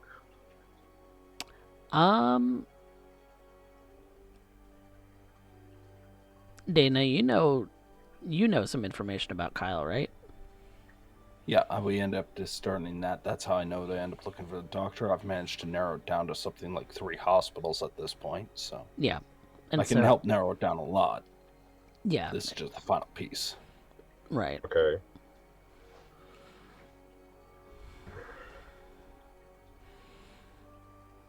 And so... 3 hospitals. There's 3 major hospitals, and they all kind of center around the locale of the the Hecata have essentially claimed as, their little section of the domain by with the sanction of Prince Calhoune, of course, for use in their own matters, so long as they don't interfere in the goings-on with the Anarchs. That's the trade-off. The Hecata can stay so long as they don't aid the Anarchs in any way.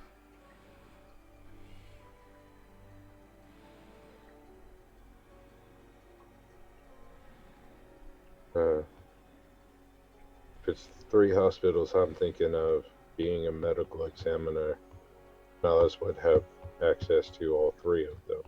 Mm-hmm.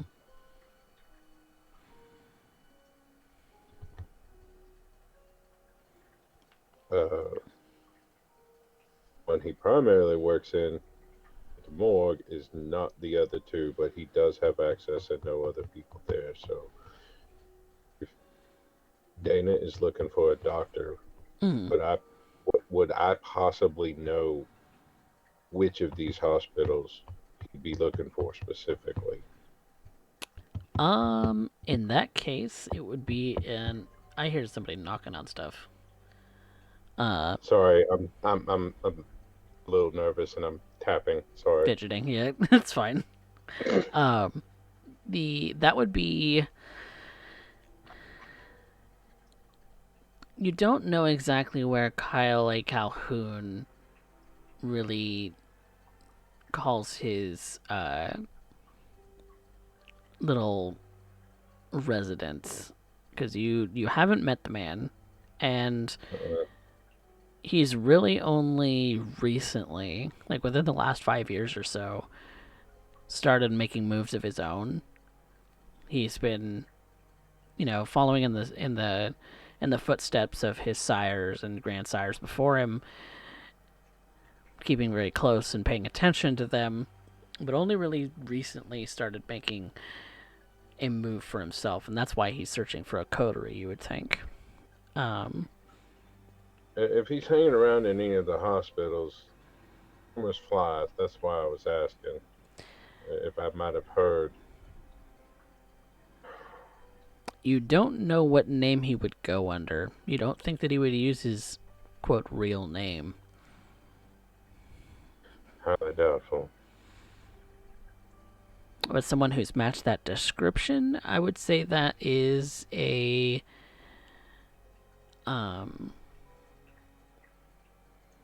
I mean, neither of you really know what he looks like exactly. So that would Would be it have been possible? That would be a difficult intelligence resolve for recall. Okay.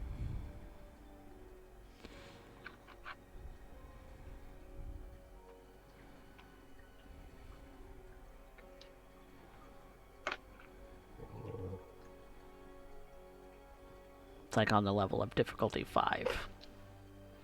Okay.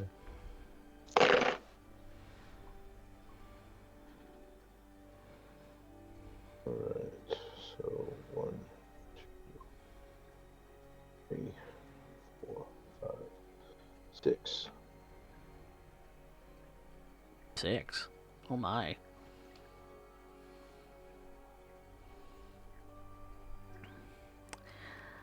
Thinking on it, you have met someone who meets that description. He's maybe only come to the morgue once. At the location where you spent a lot of time with the Hakata. Okay. And you remember that the one hospital that he said that he's typically can be found at is the northernmost one. Let's see, where is that? Let me look at my map actually, because I'm blanking on a name.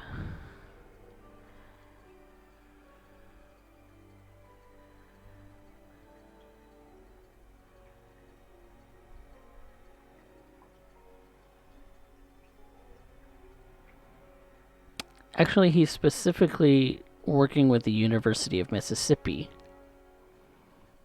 Medical Center.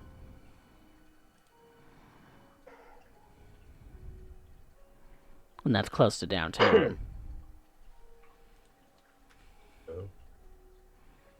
It's Rain. If you're looking for this individual, my understanding is the University Medical Center would be your best bet. Any other specifics? Ward, what I can go see him for? How to get his attention without getting the entire staff's attention. Maybe a name on what he goes under? Do I remember how he was introduced to me, or if he was introduced to me? You overheard him talking with Katarina once. Okay. Did she use... She knew him by his real name. You assume that maybe they traded cards?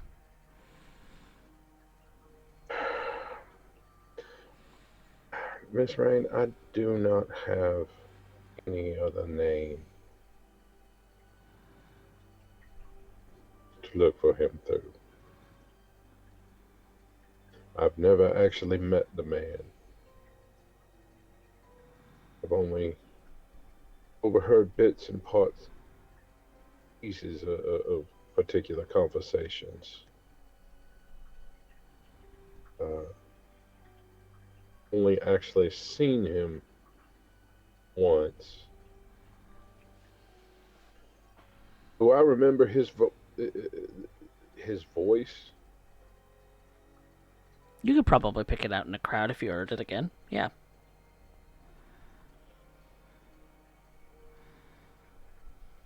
I know him on sight and by voice, by name. And he wasn't at Elysium when you guys went there.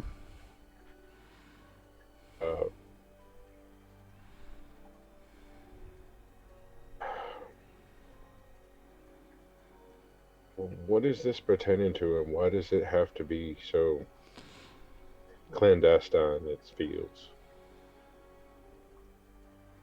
Deal's a deal. And if I want to end up staying in the good tracks with people who are in the know, so I you in the know, then this has to happen. It's just part of the negotiation, part of the deal. That's an unfortunate truth when dealing with the camera. I can show you where he might be. As far as an action, as far as beyond that, I don't. Your doctor credentials might be enough to get past things like security, no question, wander around. Get your coat, grab a badge, look like you're playing the part. Think of yourself as a starring role rather than a bit part that you usually occupy. Alice just taps his pocket. Never leave home without it.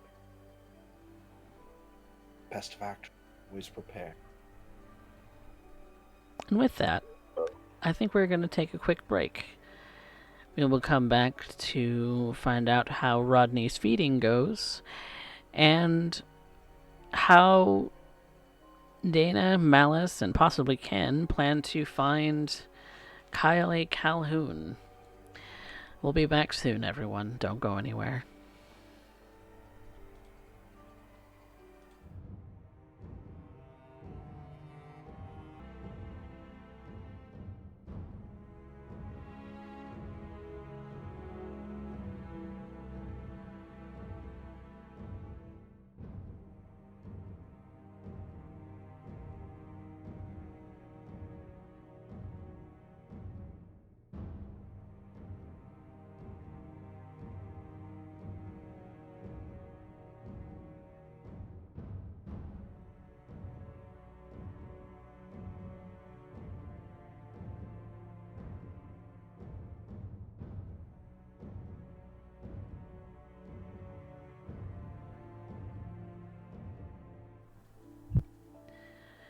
Welcome back, everyone, to War in the Soul City.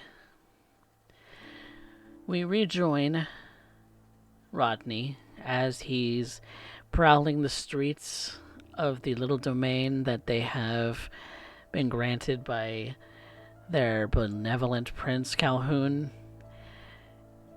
And it's not a hard place to feed. So, Rodney, what is it that you're looking for when it comes to feeding? He's looking for a more suburban setting, a more streets lined with houses, places where you might be going to bed. It's late enough in the evening that many people would be asleep. Dreams always taste the best. Sorry, what always tastes the best? Dreams. Dreams. You like the taste of the dreaming. The fanciful thoughts that go in through some people's heads when they're asleep.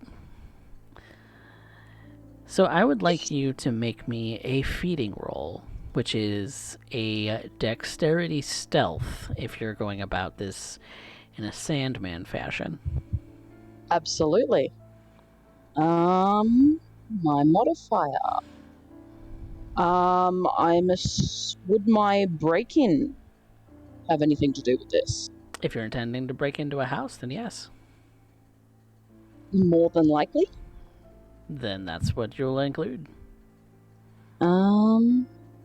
Okay.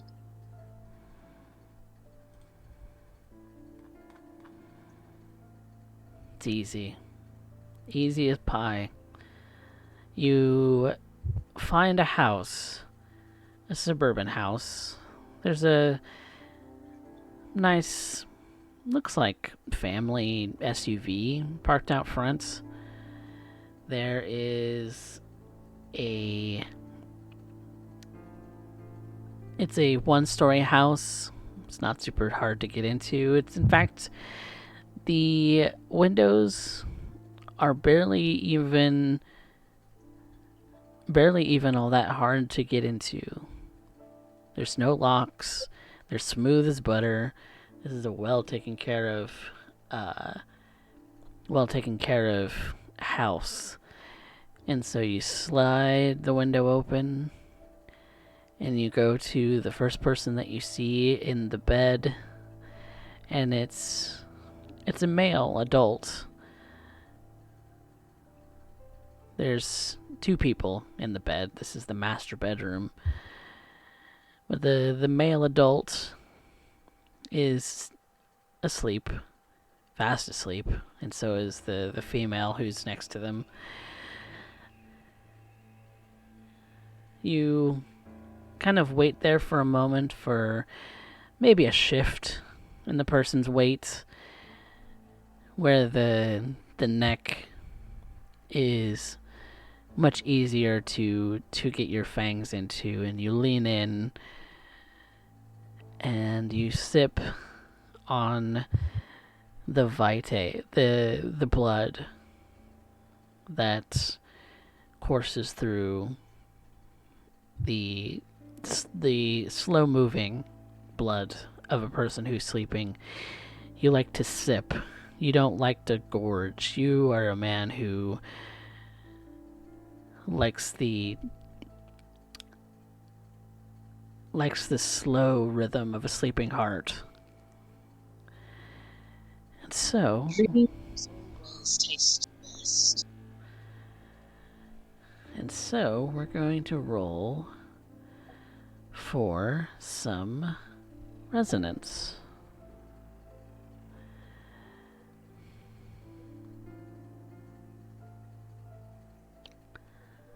I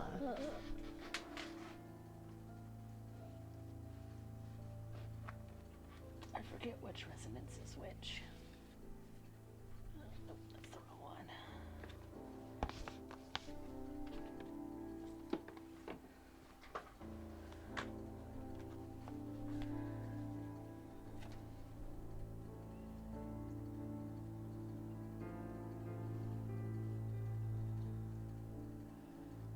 The resonance is pretty strong. Well, not pretty strong. It's there.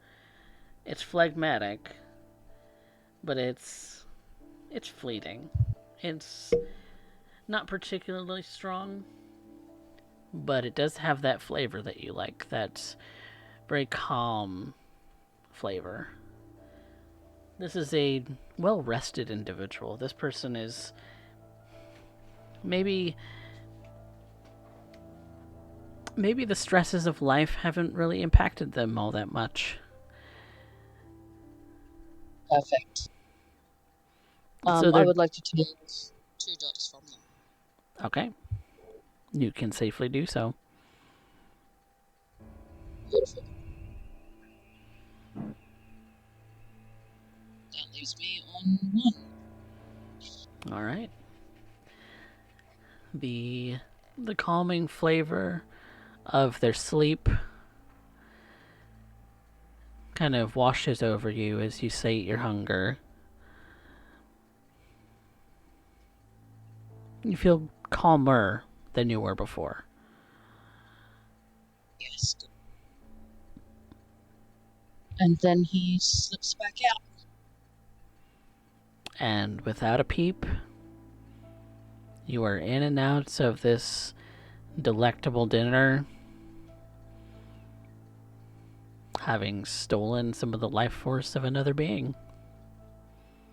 He would like to take a note of that house where it was, the 2 adults, where their room was, and just stores that little piece of information in the back of his mind. That'll be handy later. All right. So, what's next on your itinerary, Mr. Drummond? He makes his way back to the hotel. Back into his tunnels through one of his entrances. And he starts sifting through his thing. Knows he has some information. Ken Tanaka. It's a name that's rather unique in Jackson. It is. Particularly Tanaka.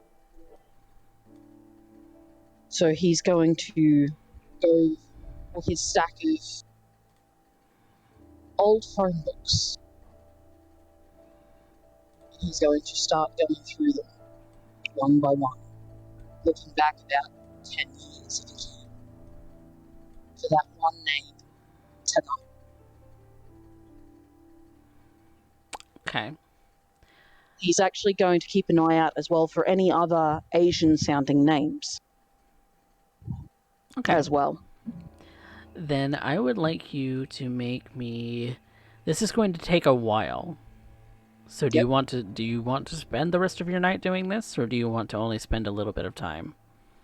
He will spend the rest of his night doing this. Okay. It's a piece of information that he desperately wants, he desperately needs. This is a secret that he must find out. This is a way of him hedging his bets in case something goes awry. Okay. Then I would like you to make me a resolve plus investigation.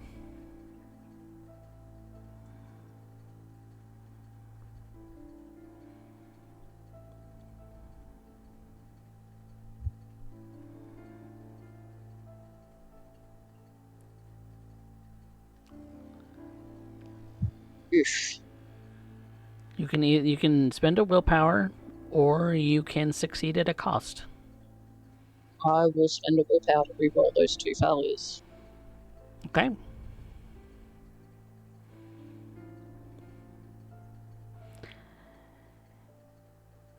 You quickly realize, going through the phone books, you're looking for T names, Tanaka.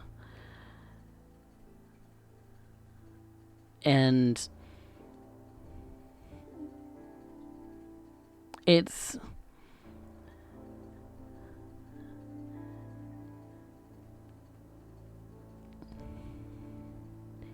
you have run across a couple of names, but none of them are Ken Tanaka in the first couple of years phone books that you're going through.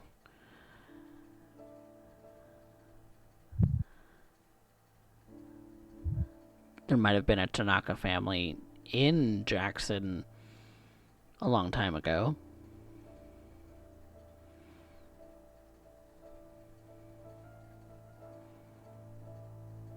But lately, it doesn't seem that many people put their numbers in the phone book anymore.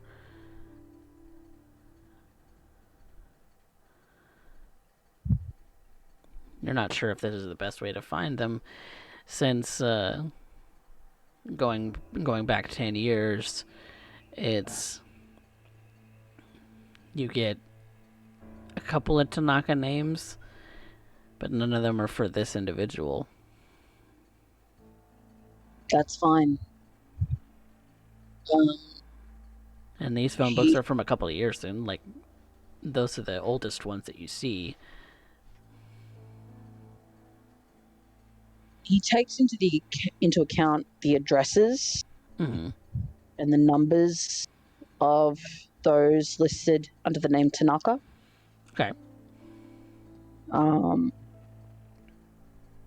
And he's also going to keep an eye out for any other Asian-sounding names that he comes across for books. Okay. And he'll take note of the addresses and phone numbers of those as well. Okay. For those names, if you're reading, because the initial point was you're looking through the T section for names of all of the books that you have there, it is going to be an increased difficulty for if you're looking for any other Asianish name.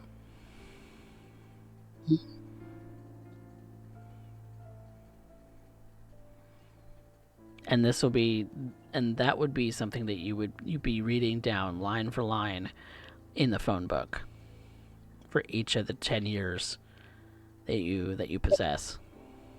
Yep, he would do that.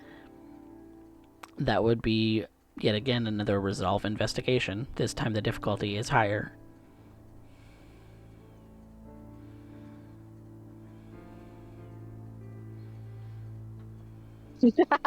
Yes. Okay, that's a fully successful roll.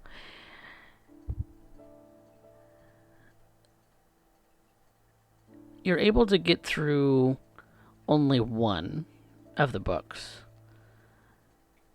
The very first one from the years that you do have. And for Jackson, Mississippi and the surrounding area,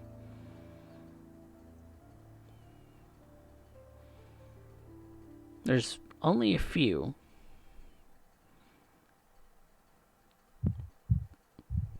But that was 10 years ago.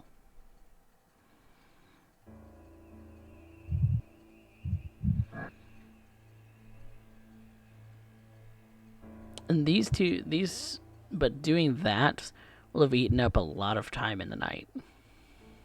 Yep, he's okay with that. Okay. Then I suppose that concludes the day for Rodney. So what are the other three doing?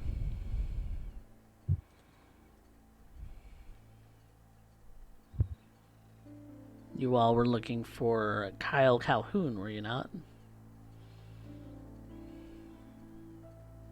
Yes, we were. And Is Kenny joining us? Told him follow along if he knows what's good for him.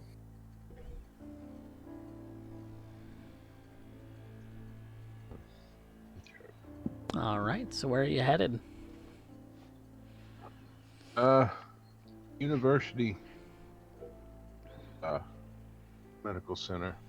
Okay.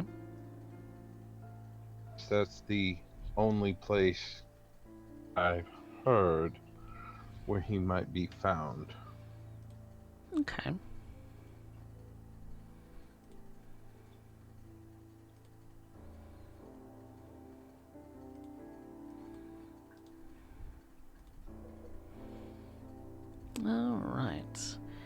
So you make your way to the University Medical Center.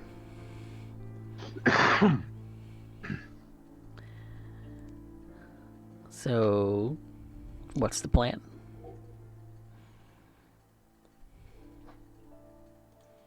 So just to be clear, then the young'un ain't with us? No, he is. I just haven't put his token he out is. yet. Okay. So, heading over to the hospital, I am going to just start walking into the emergency room with the dear doc and it in tow.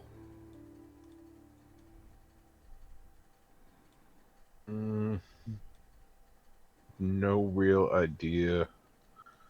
Other than I've heard that this is where he would be, but I have no idea which department. Is that right? Well, See? Yeah, you have no idea what department he's in. Okay. Well, typically, outside of the emergency room, once you get into the main corridor back into the hospital, there is a directory on the wall. Mm-hmm. I want to see if he is listed. And if so, where? Which floor, which department? And you're looking specifically for the name Kyle Calhoune? That's the only name I know. Mm-hmm. I've heard no others. So yes. I doubt I'll find it, but, if you don't look, you'll never know.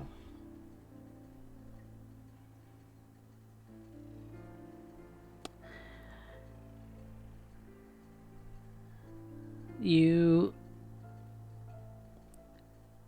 go in through the emergency room, and with the sort of flair that Dana can put on as far as sweet talking people and Malice with your credentials, it isn't super difficult to kind of slide past the ordinary kind at the door who would check you. And so the three of you go into the main halls of the hospital. And so, Malice, I would like you to make me a wits investigation to see if you can find some kind of clue. All right.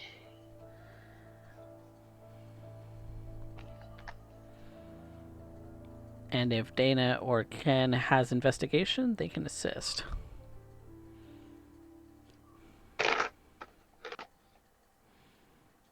I do. So you can add an additional die, Malice. All right. I do as well. Okay, so that's a +2. Okay. Oh boy. Oh boy. 2, 4. So that's 4 tens is 8. Holy shnikes. Where have you been? 9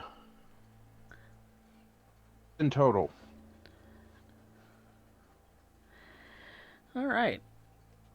Malice, you have worked in an investigative capacity for many years of your life and unlife.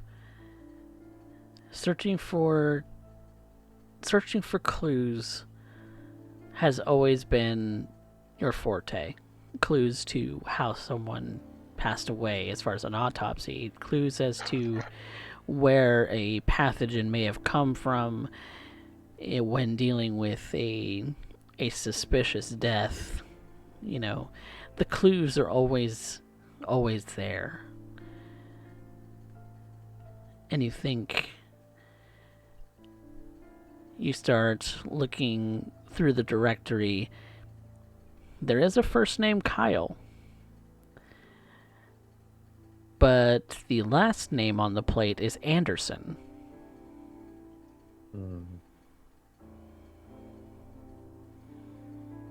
And he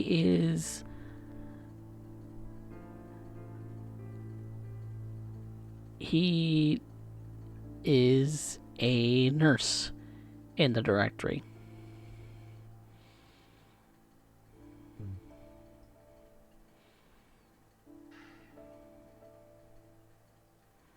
There's potential. Does it say which department? Yes, it does. He is working specifically in the oncology ward. Okay.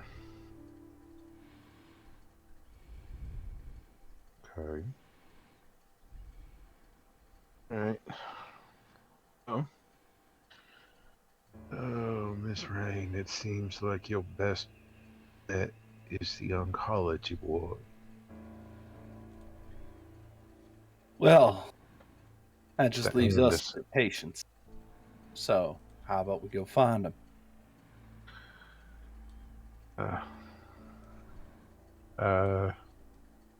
It's oncology is usually first floor. I have no idea where it would be. I wouldn't know the first thing about hospital layout, but it's easy enough to get to. It's typically first or second floor because most of the patients wind up on chemo and getting around's really difficult.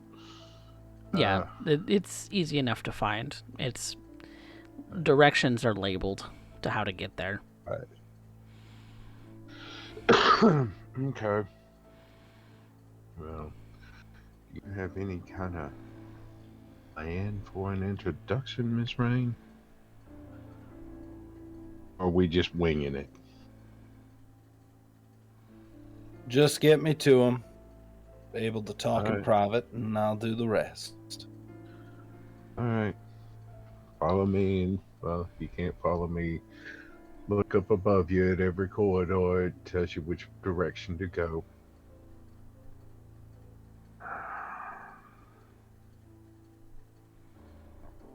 As we're walking, I'm gonna look over to Dana and.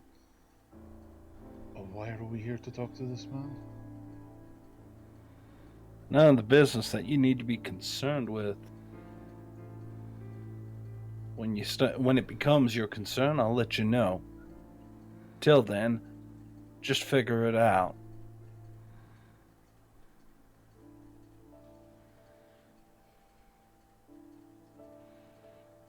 So you make your way towards that ward, following the directions of the signs, and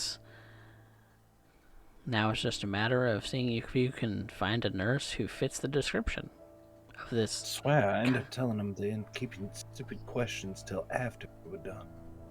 After Dana says that to Kenny, Alice will turn to him. You have 2 eyes and 2 ears. Only have 1 mouth. So what should you be doing more of?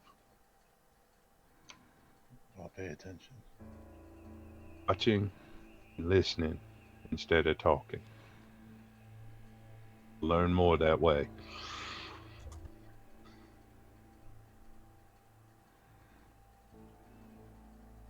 Alright.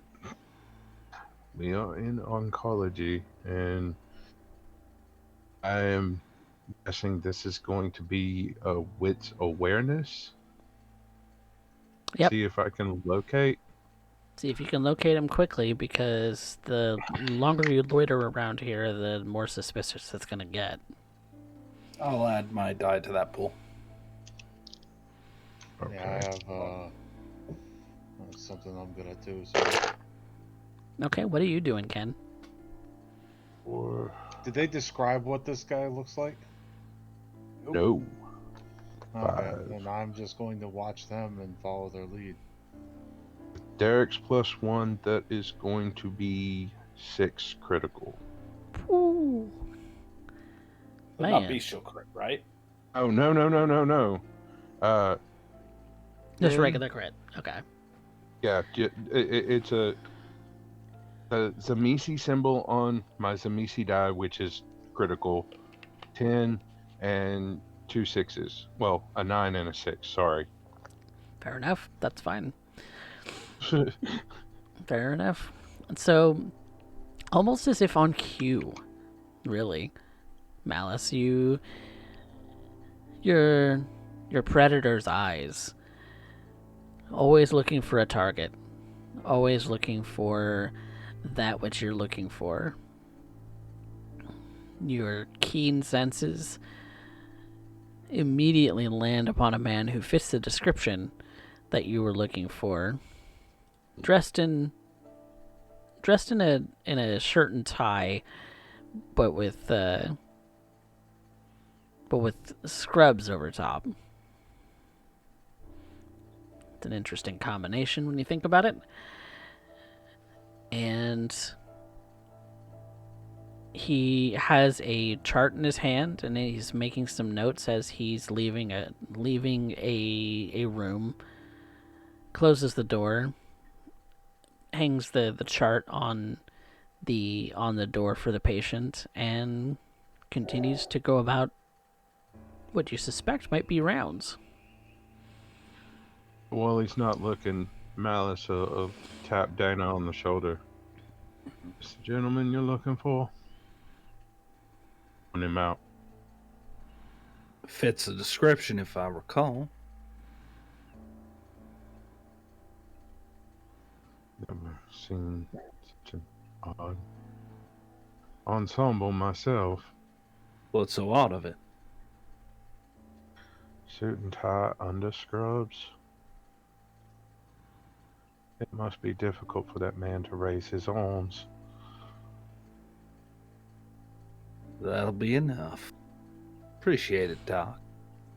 And with that, she will make her way over.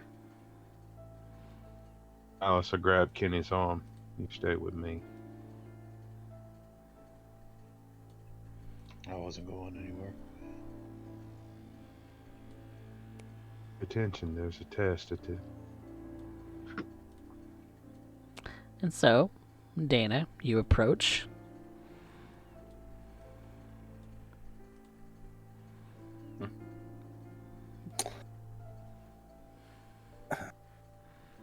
He doesn't seem to be paying attention to you just yet.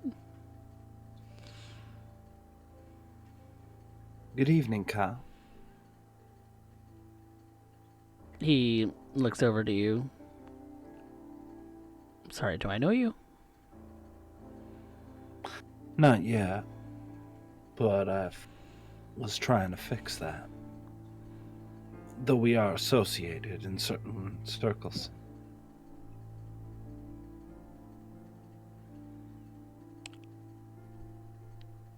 Your face is not familiar to me.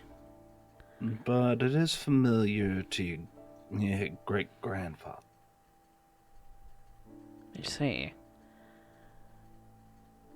Do we have a moment to talk? Just a small piece between rounds. And I will leave you to it. After all, I imagine the collar gets a little tight when the scrubs are worn over. Hard time raising the arms. I see. Yes, we can speak privately if you'd like. Miss... Rain. You can call me Dana. Most people do. Dana. And he kind of leads you to another room that he finds that's empty, and kind of leads you back towards the window. It's kind of a longer room. It's kind of a multi-patient room, but it's completely empty. And so he kind of draws a curtain to kind of obscure the fact that there are people inside for the moment. I presume this is about as private as we're going to get. I do have a job to do, Miss Rain. Of course. Mr. Calhoune. she says in a very low tone so it doesn't carry too far. It's not much. I am told that you're looking for a new group to work with. I am. That's probably been a rumor that's been spreading fairly far and wide. And if I understand your position, it's probably in your best interest to keep prospects open to see what's your best fit. Would that be too much to assume? No, that is correct. Our beloved prince has been kind enough to allow me to choose my own coterie. A rare gift, and a lot of people are talking about you. So, don't worry, my team isn't looking, and as much as I would love to have you, I'm pretty sure it would be a poor fit. You're But that's not why I'm... the Dick crew, correct? Oh, so you do know me. I've heard of the crew, yes. But not little old...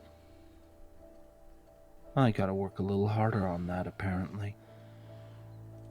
Let's see. He's gonna make a roll.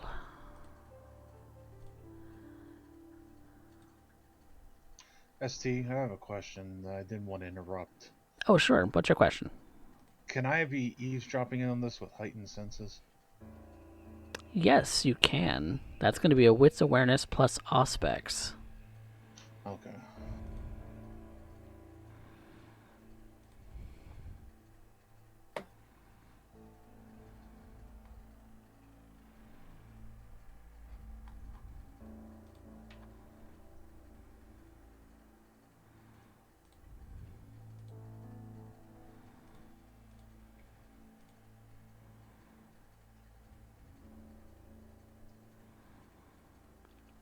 Ooh, that's a really nice roll on your part.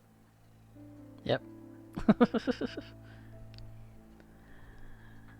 Ooh. And Tanaka's even a better roll. I know. Wow, that 6 is successes.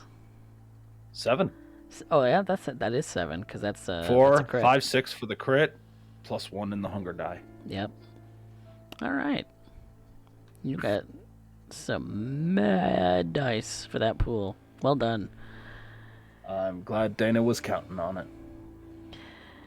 You can hear just about everything going on in the hospital, but you focus your attention keenly on that room that they went into, and you block everything else out.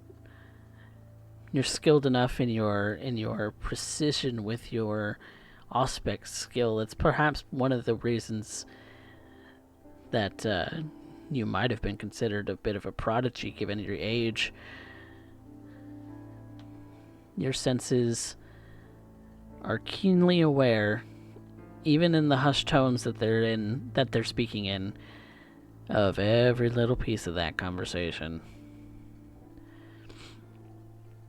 And so, to continue, Kyle kind of thinks about it for a second, and he looks you over, Dana. Oh yes, I have heard about you.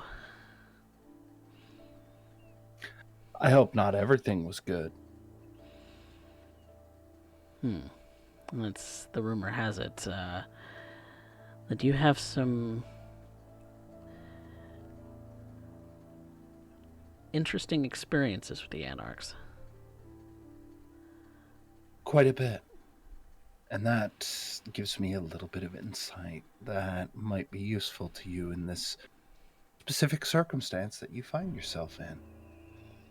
It certainly seems like it would be helpful being the bulwark against the Anarch border. We're only good as well as we're being supplied. And I'm told you might know something about how to make things run. It's a talent of yours. And given your vocation and your own masquerade, I think that rings true. So, allow me to offer you some food for thought.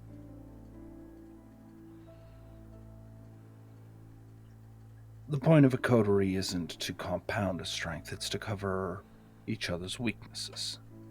This is true. Make sure that not too many holes. Yes, this is true. And yet, from what I'm hearing, most of the ones that have come to you seem to be more compounding.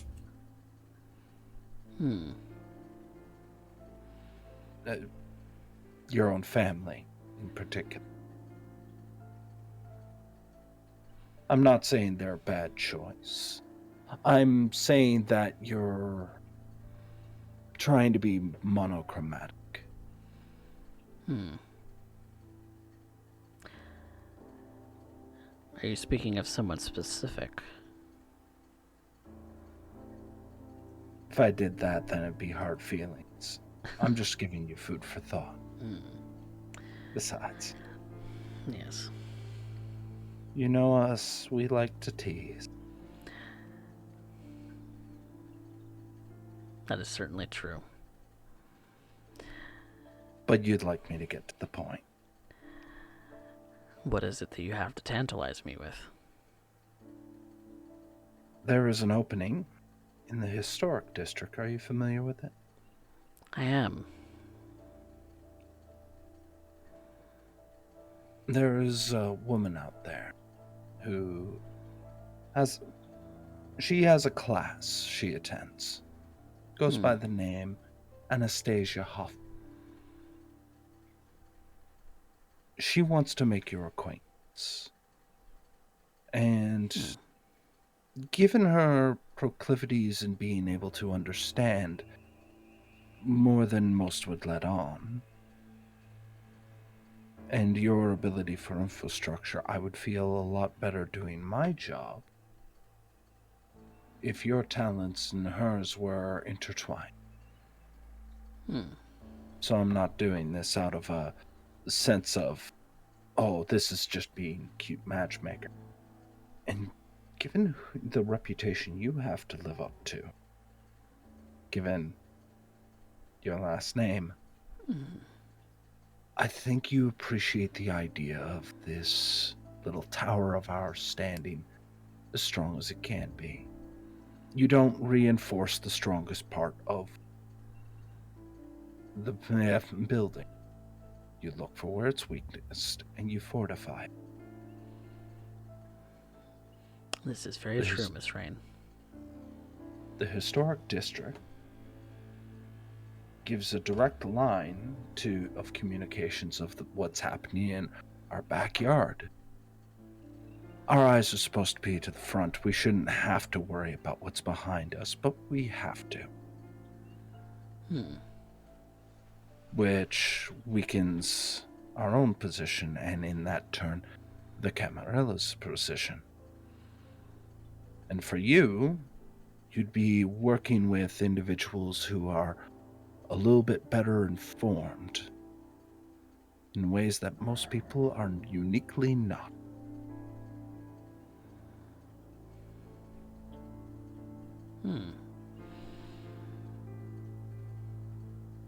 Is it just this Anastasia Hoffman? She has her own coterie, but she specifically wanted to end up meeting with you, a chance to tantalize her with your wares, and I have my own thoughts on them. It's selfish, I know, but I'm not going to pretend like it's not. But I also am not going to pretend like you aren't getting something a little bit more interesting out of it. Certainly tantalizing. I mean, I can always make sure that there's side benefits according to, she kind of leans in, needs.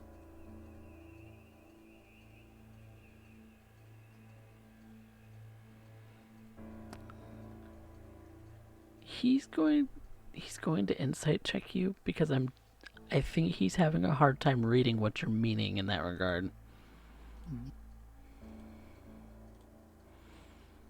He is only a neonate, after all. And I think I'm going to pop awe, and we'll end up using charisma, persuasion. Counterculture is not going to apply here.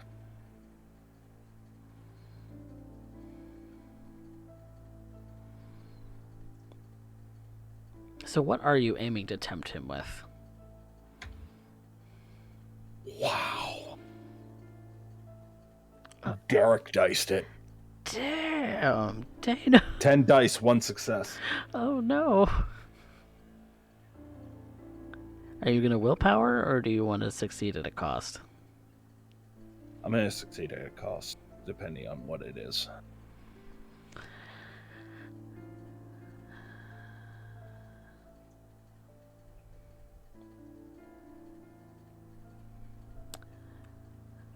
Let me think.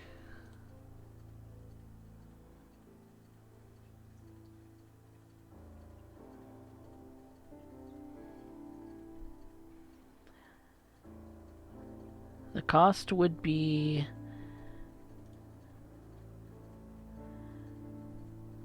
a rouse check. Done.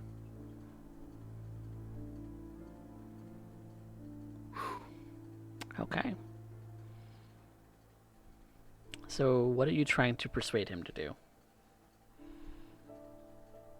I want him to end up giving favorable treatment and consideration to Anastasia. Okay. It's not a bullface. You must end up doing so, but at least meet her, consider what she has to say, and considering that he can end up making an ally who has first-hand knowledge of what's happening in the front, as well as maybe more carnal favors, should he wish it. She's not above pouring herself out so long as she gets what she wants.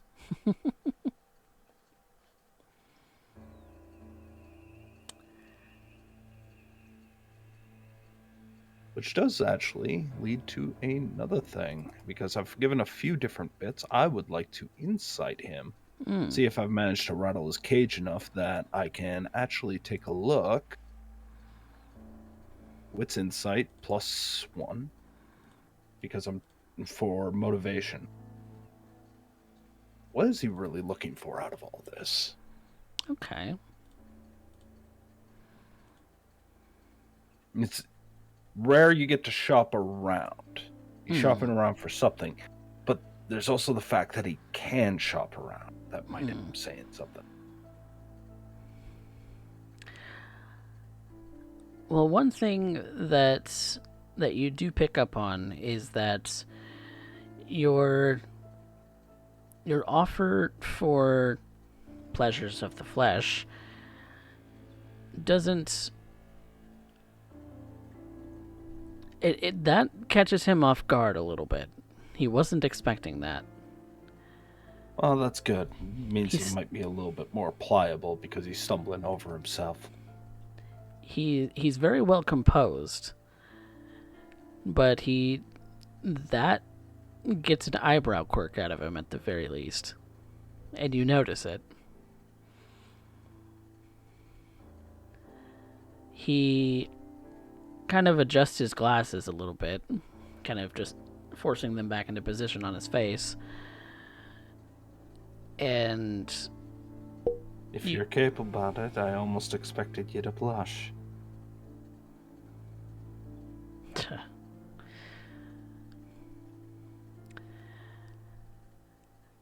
Well,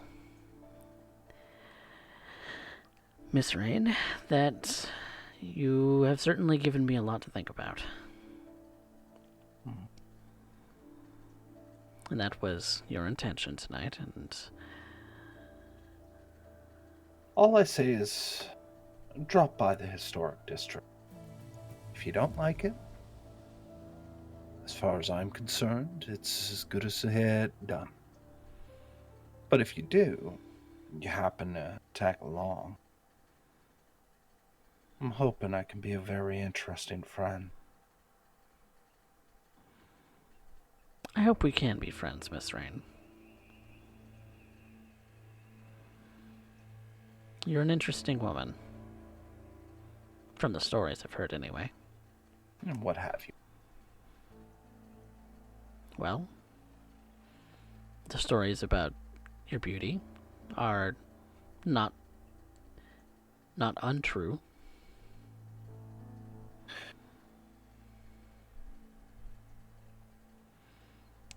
I'd be interested to converse further When you're not making rounds. when I'm not making rounds, when I have time, about Well, me? some of the other rumors I've heard. What, like me hucking a Molotov at a sheriff?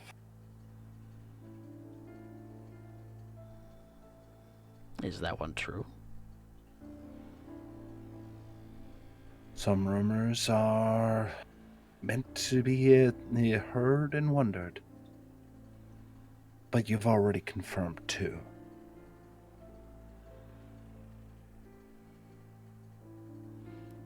Curious indeed.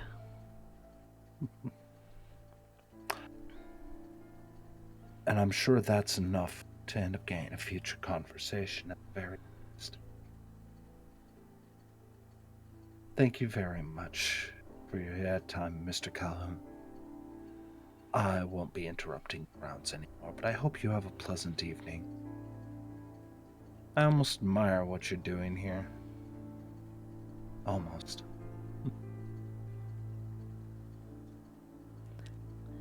Why only almost?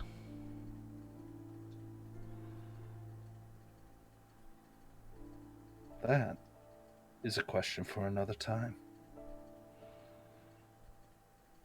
She starts to end up making her way out.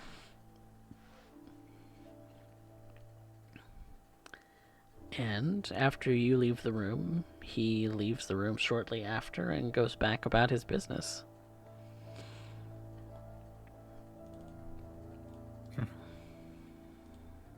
I approach the other two. And that should be everything done. Let's go into the car now, boys. I am thirsty. She kind of wraps her arms around both of them, just kind of making Malice look as unprofessional as possible. As she's starting to stride out, dragging little Kenny under one arm. Malice, obviously, the arm's like wrapped over his shoulder, just high up there.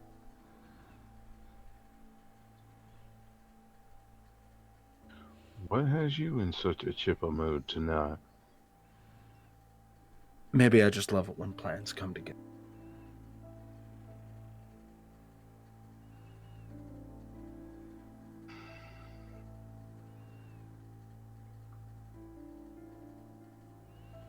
And so, the three of you exit the hospital and get back to your vehicle, taking your respective seats inside it.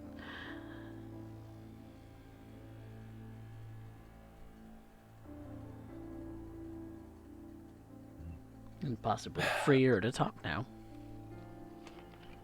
Where are we going? Well, I'm gonna go eat. And she starts driving, heading back to their appropriate domain. So, Kenny, what'd you learn? That you're wheeling and dealing, though I don't know what the deals are for.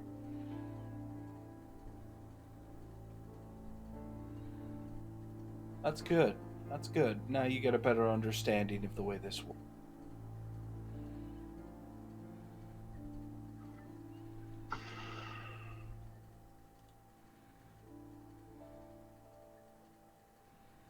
Well, sometime if I prove trustworthy enough, you'll have to tell me what's in the historic district and why they need to meet. Why they need a doctor? Please, everyone. Doctor.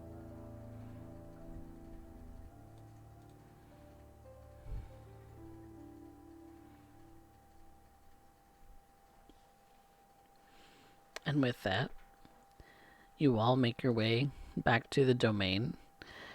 Dana is looking to make a quick pit stop for a snack, yes? Yep. Then I would like you to make your predator roll. Okay, let's see on how bad this bites me in the backside.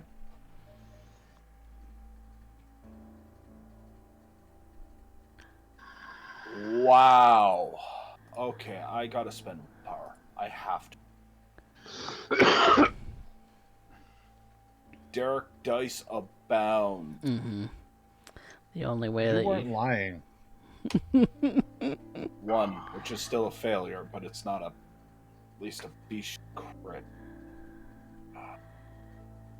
a failure of any kind with a 1 in the hunger dice, regardless if it's a 0 success or a 1 success, is a compulsion. Oh god. And now that you have kind of dedicated your mind to feeding, that is all that you can think about right now. You are under the hunger compulsion. Anything that does not involve you getting fed is at a 2 dice penalty.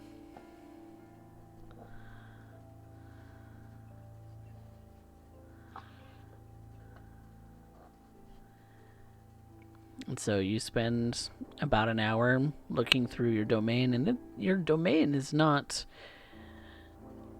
hard to find something tasty to snack on. But for whatever reason, Dana's luck tonight has not been with her. The amount of subtle little tantalizing things just aren't working on the individuals that you're used to getting your way with tonight for some reason. Just isn't. I just added up all the rolls I've done tonight. I have literally succeeded in 1/4 of all of my rolls. Out of all my dice, only 1/4 of them have ever ended up coming up. I am so sorry. The dice gods are not on your side. Seeing that she can't find a meal and is striking out, is there any way to assist someone in feeding? Maybe I can lure someone to an alleyway for her? Okay. Okay. That if you're looking to assist, you need at least 1 dot in subject. I can assist. Was Dana going by herself, or was she taking the other 2 with her? That was the question. Well, the first one didn't work, and she is not stupid enough to not feed out of pride. Okay, then round 2 it is. And this is probably the first useful thing Kenny Boy has done thus far to her, so. Alright, then you get your... It's enough, but still, like... So 7 dice pool, 2 successes. So, in this case, I can offer you a succeed at the cost. 2 isn't enough. Oh, right. Yep, it's chase 3. Or chase makes it difficulty 3. Makes it difficulty. Yeah, so it's a difficulty 3 check. What's the cost?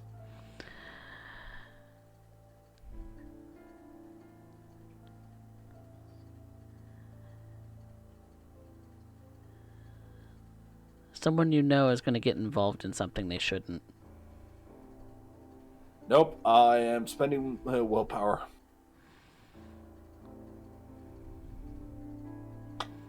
Oh, okay. Thank God. Okay, that's better. I am spending willpower on that. Yeah, it's better. 5 successes out of 10 dice finally leveled out. Dana will take 2 points of hunger, and she just looks absolutely knackered at this. She's literally at 1 willpower left. She's at her wit's end. She's pretty mentally exhausted at this point, But that does sate your hunger and your hunger compulsion. So you're no longer hyper focused on the need to drink. You actually have a clear head once again. I am going to remove my resonance because I had melancholy before last feeding. Okay, let's roll and see what we have for you. Because these are random dice. Oh. 5. 9's good. 9's good. 9 is good. Means it sticks. Sticks pretty good. Let's see which resonance that is. That is... Oh, is the first dice the resonance and the second dice how long it sticks around? Yep. Okay. It is melancholic again. And so we roll again for... See if it's a clot. See if it clots.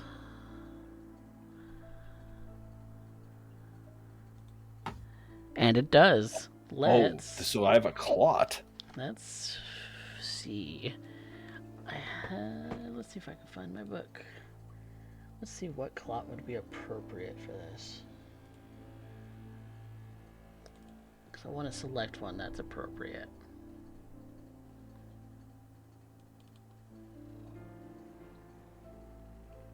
Give me just a second to look into that here. Hey, clots don't happen very often. I will take it. No, they do not happen very often at all.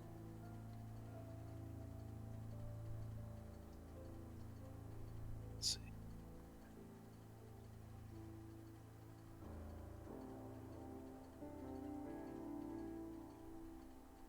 Well, it's an increase to fortitude and obfuscate. Mm-hmm. Neither are my disciplines. 9.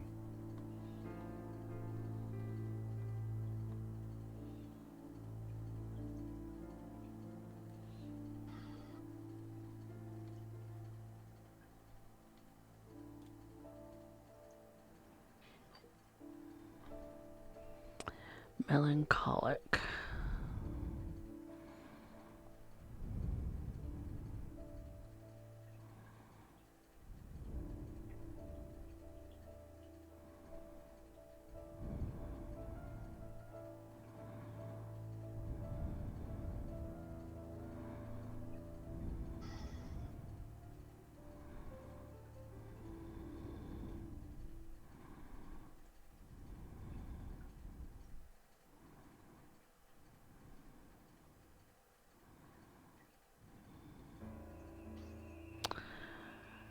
I am going to say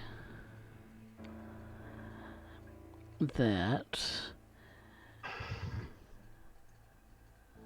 you are under the in mourning clot. Add 1 dice to your remorse tests until the dyscrasia disappears. Which would be on your next feeding.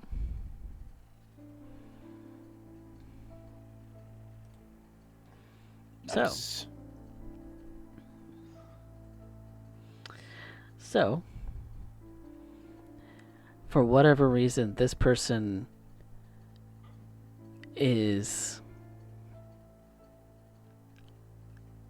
they're suffering a loss. Perhaps the seduction attempt that you're giving to them is more of an outlet for them to try and bounce back, but some kind of loss happened for this person. You taste the very intense, mournful flavor of this person, and the intense sadness nearly brings you to tears as you're feeding on them.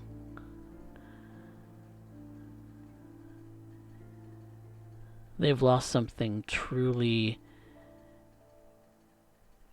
truly special to them. And you can't help but think if something were to happen to Ted or to Persian, that you would feel something similar. You would hope you would. You don't ever want to feel numb to something happening to them. You don't want to lose them. They're special. And that reminds you that you are a monster. And something could potentially happen to them. Somebody could feed on them.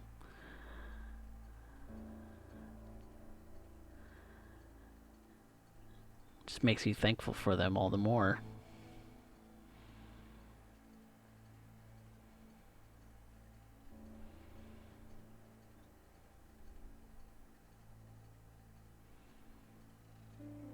Well, that is... She's just kind of rolling with it at this point. Feeling the emotion, the taste of it. She might be still looking at her fangs as though trying to savor just one last drop.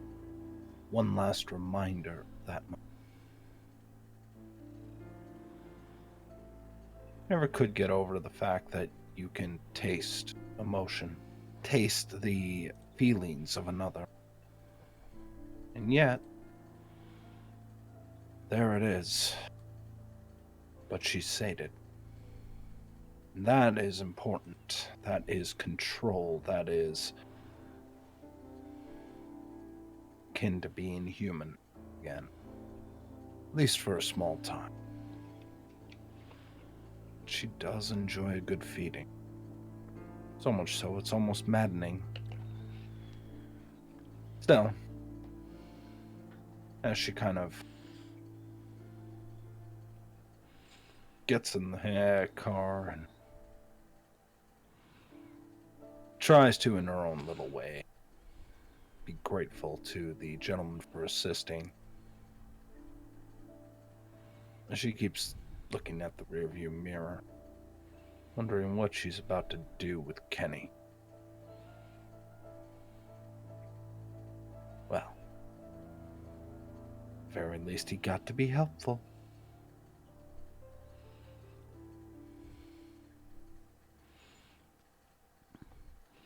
And thus, it is getting fairly late in the evening, somewhere around 4 in the morning.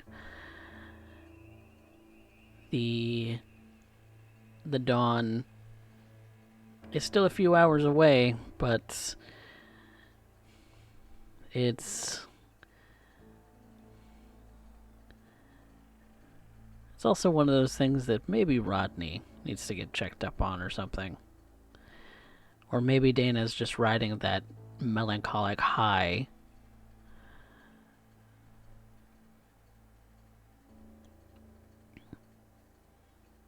So what do? Well, at this point, You're in your own domain. I think I just want to relax at the highest part of the hotel, watch the rest of the city, and just breathe and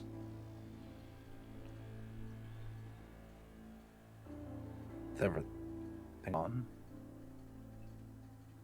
Let us hope that we're able to make sure that everything goes accordingly to plan.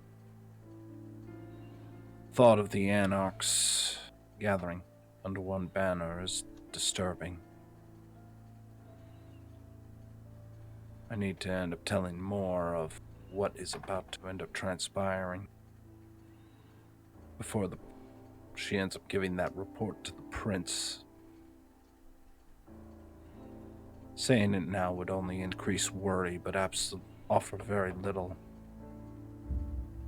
if she's managed to end up playing her cards right, Calhoun will be in the historic district, and if that is the case, we may be able to leverage for certain assistances. I think your audio device changed. It did, because my cat is currently trying to paw it. Goober kitty. But the hope is that Calhoun will end up joining Anastasia, meaning that they're both at her backs and she has... Now, the court has a reason, because while they may not care to deal with Dana, they will care about what happens to the prince's child. So, whatever he asks is more likely to be received by the court. He is responsible for supplying the front in order to end up gaining some of the glory. Well, he can do so from the rear. The stage, it was all him. And it gets me a little closer to what I want. Let's be honest here. Out of everybody in this coterie, I seem to be the only one who plays the game. Which is fine by me. I just gotta figure out what it is that Kyle wants. Figure that part out. And the rest is easy.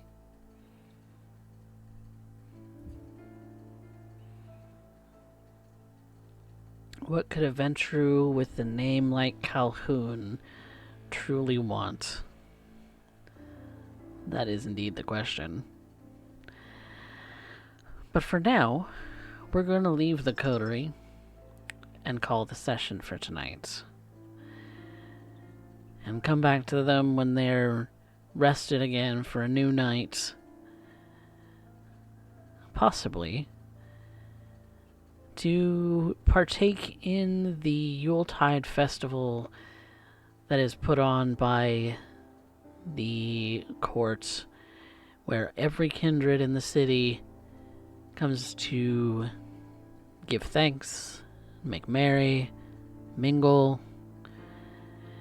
and maybe toss around a few rumors. But until then, we're going to do some experiments. Hope you guys enjoyed the session. Yes. Also, Derek, you can have your fucking dice back. Fuck off. I would trade you mine, but I really don't want your luck. I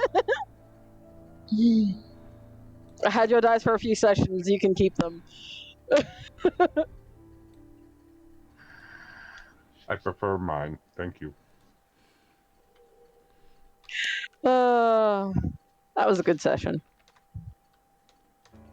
I'm just starting the poll, so we can get started on who recovered some willpower, first and foremost. If I had spent any. I did. Finally got to beat Calhoun. Yes, you did. 5 episodes in. So Discuss findings from the Anarch territory with Dana.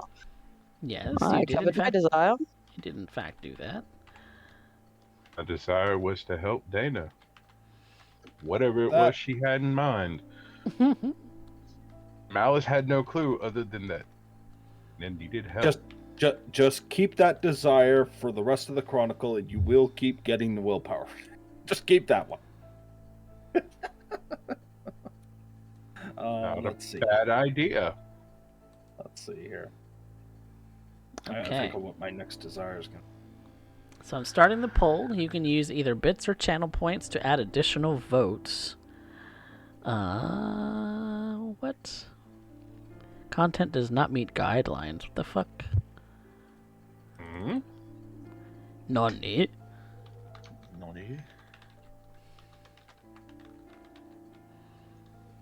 Coffee, would I have met my desire? assuming they have a place for me to stay. Yeah, I think so. Because you are part of the coterie now. Yes, there is a room. Okay. This is done under duress.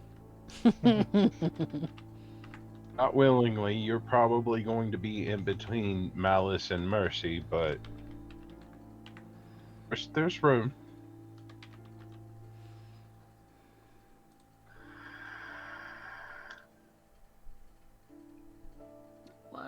What? Content does not meet guidelines. What the fuck does it even mean? What's this on Twitch? Yeah. Is this the poll or? Yeah. That's weird. Hmm?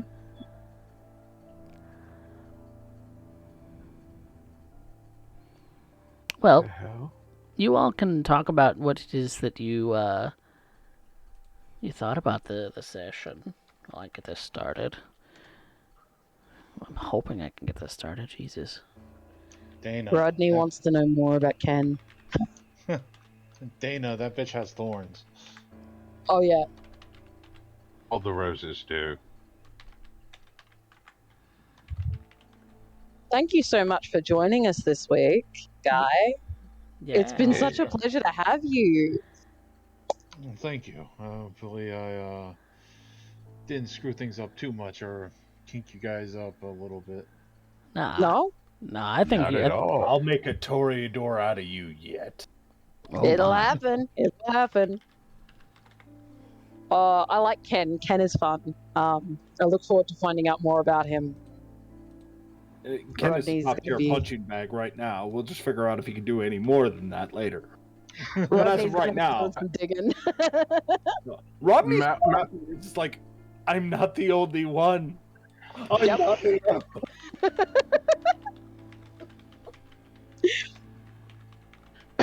Malice would have been trying to talk to Ken with Dana wasn't around, trying to find out what he is capable of. Though, at this point, Ken does know one thing. Somehow, Dana has thrown a Molotov at the sheriff and has gotten away with it. Yeah, I kind of wanted to insight that to see if that was true. But everybody was talking so much that I kind of... You gotta raise up sometimes, man. Yeah, you gotta raise yeah. up and just like, hey, either now or never. I will give that one to you Very for much free. so.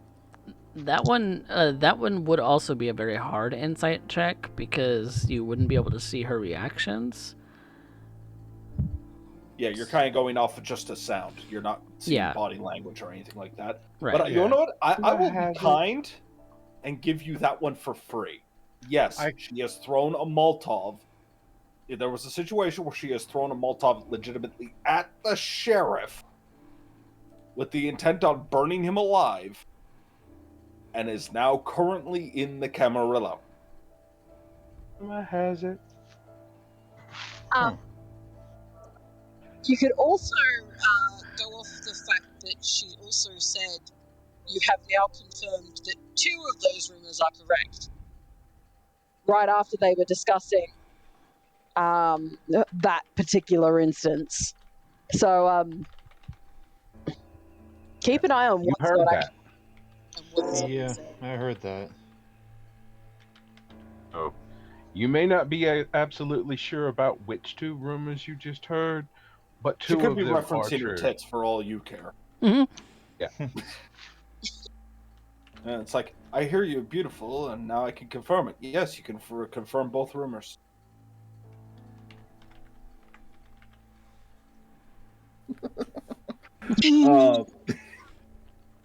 Look, I love on the how like over aggressive Dana is in that regard because she gives absolutely no shits. You guys are making me miss Belda. Oh, I missed my Yeah. baby. Yeah, do not get caught in that crossfire. Whatever you do. Oh, Dana and Belda. That would be fucking great.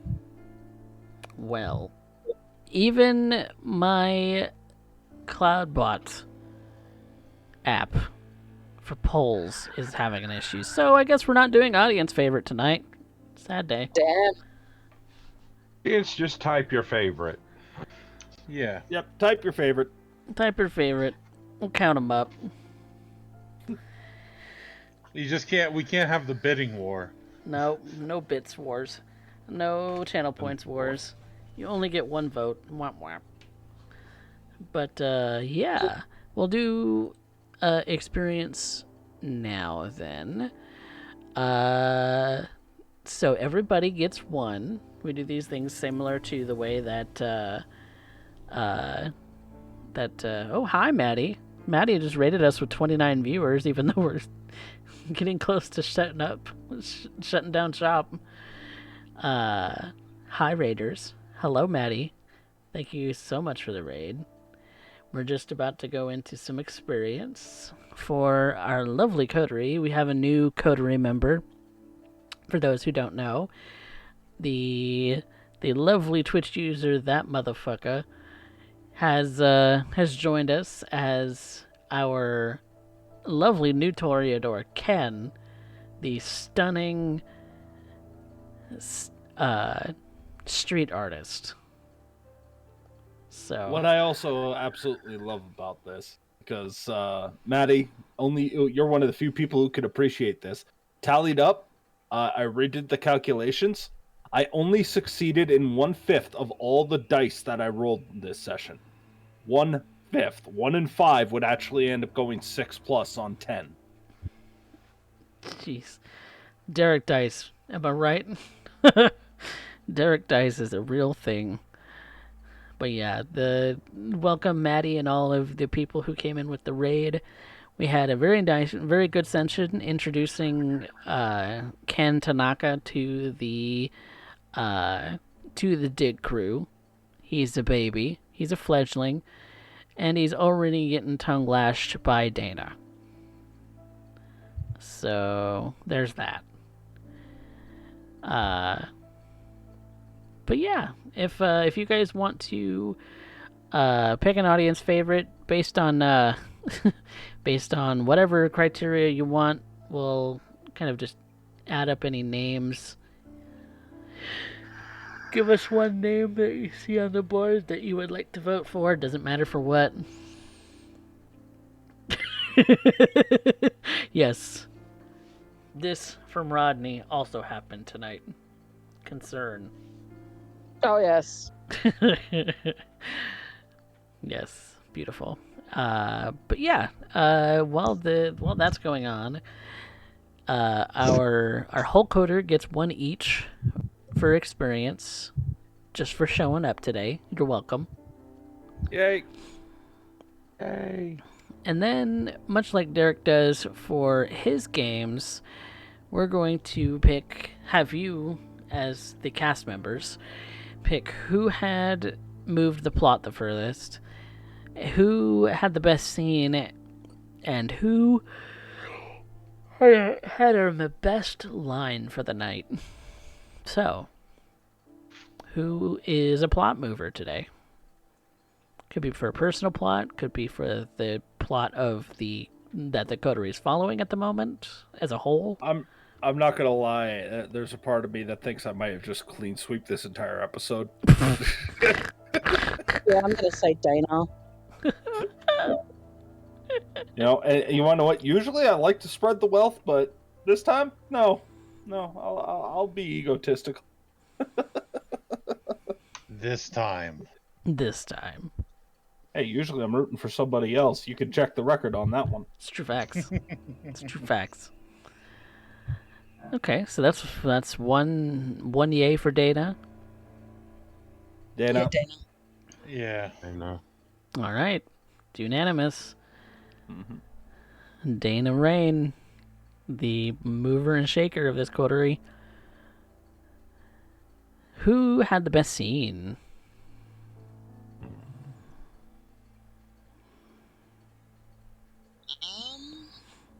Gonna give it to Rodney, purposely dragging Ken down into the disgusting pistol halls, specifically because for two reasons. One, oh my god, it's another Toreador. I know they get uncomfortable just in this, so I'm going to go out of my way to make them extremely uncomfortable while being able to separate them away from Dana so I don't have to put up with Dana's shit and I get to hit a free reign on picking on the new Toreador.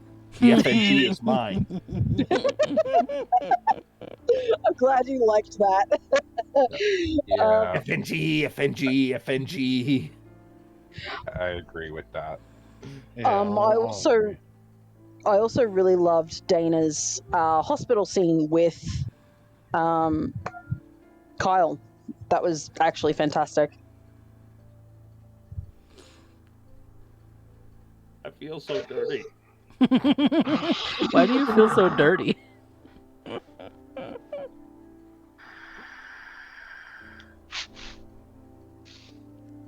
All right. So who says that? Who are we narrowing it down to? It sounds like Well, it's that's- time. Me and Moxie are voting for each other. I voted for Rodney. Okay. I voted for Rodney just because it was an amusing scene to me. Then Rodney it is. Rodney has our best scene for the night. I love you guys. My kitties will nibble on my toes. Beautiful. Who had the best line? I'm gonna throw my hat in the ring for that. Which You one got was two that? eyes, 2 ears, a mouth. What do you think you should be doing more of? That came out of nowhere, and I was like, "Oh my god, Malice!" Yeah, the only other two that came to mind for me was one about Dana saying that, something about her tits being the two best assets I have, but they're not the ones in front of you. And I did like the one line that I did. It was when someone wanted to pick my brain, and I was like, well, as long as I get to keep it at the end, or something to that effect. Raven has a favorite line from Dana tonight. Was hilarious. Oh yeah.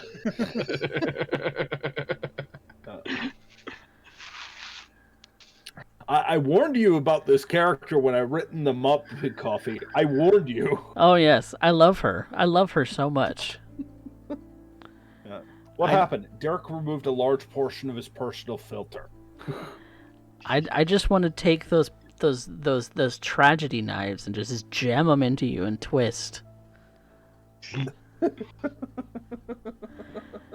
Got plenty of fodder. I'll get you. I'll get you one of these days. But yeah, what was the decision? Were we kind of? I'm gonna go with Malice on that one. I'm gonna say Malice because it's literally the best advice I think Ken has gotten this entire session. Mm-hmm. Yeah. Mother, we'll go over it again. Like we'll be able to. I'll be able to show you a few tricks because I think you picked up on one fantastic. Mm-hmm. It's going to help you a lot if you're around a loudmouth like Dana. Yeah. Mm-hmm. All right, then we're gonna go with Malice for our best line. If so, the poll didn't work. Couldn't get it to work on either Streamlabs or on Twitch. Boo-hoo. So if the audience has a favorite that they liked from today, then please just type their name or use their emote. Ken doesn't have one, but sadly. Yeah. But we could use Mercy's or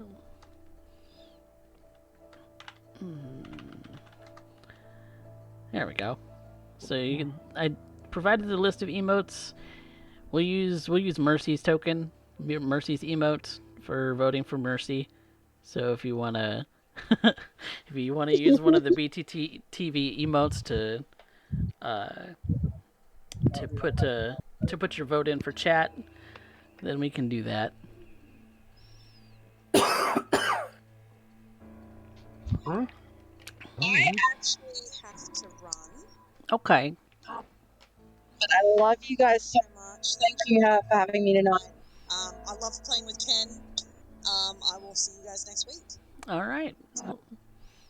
Hi, Marks. See you. We are still on the scene, so if you want, I can remove you from the call when we're done here. So that way it doesn't fuck up the Yep. cameras. Okay. Okay. But we've got Rodney, we've got Dana, we've got Ken. Because we're gonna use Mercy's emote for Ken. We are voting on who you like for this show. So it could be for any reason at all. It can be for They're because currently you. on ads, just letting you know. Oh, they are. Yeah, ads just started playing on you. Oh, Yeah. boo. All right. No, I'm sorry about that. I figure I'll let you know. No, you're good. But yeah, we're voting.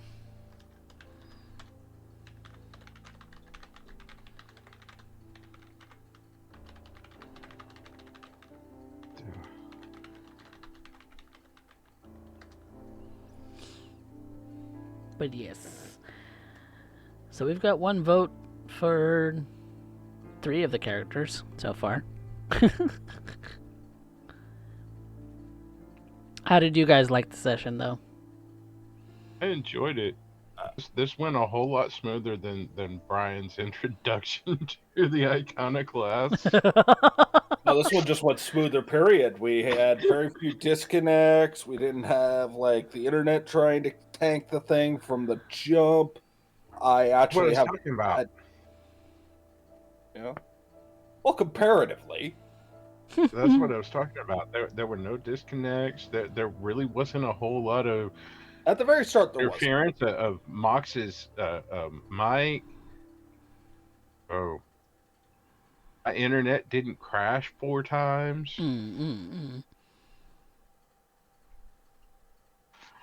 Yep. So we have.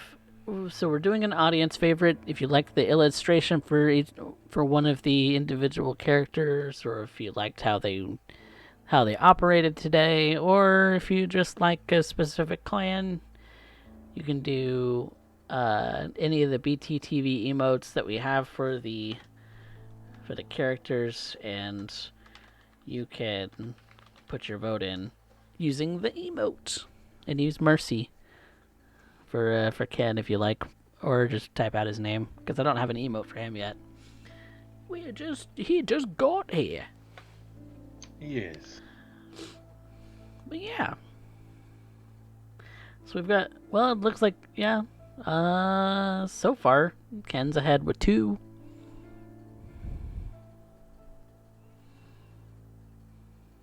So It'll take a while for Ken to get over his verbal tongue lashing of. Don't worry, by the time he gets over it, there'll be a bigger one. Yeah. She's a treat. She's something. She's a treat. She's sassy because the sad part of it is she's bitter. All right. Well, that's I think gonna do it for the poll thing. So we're just gonna call it there. At Ken for being the newbie gets that additional 1 experience for being the audience favorite. Congratulations. Yeah. Thank you.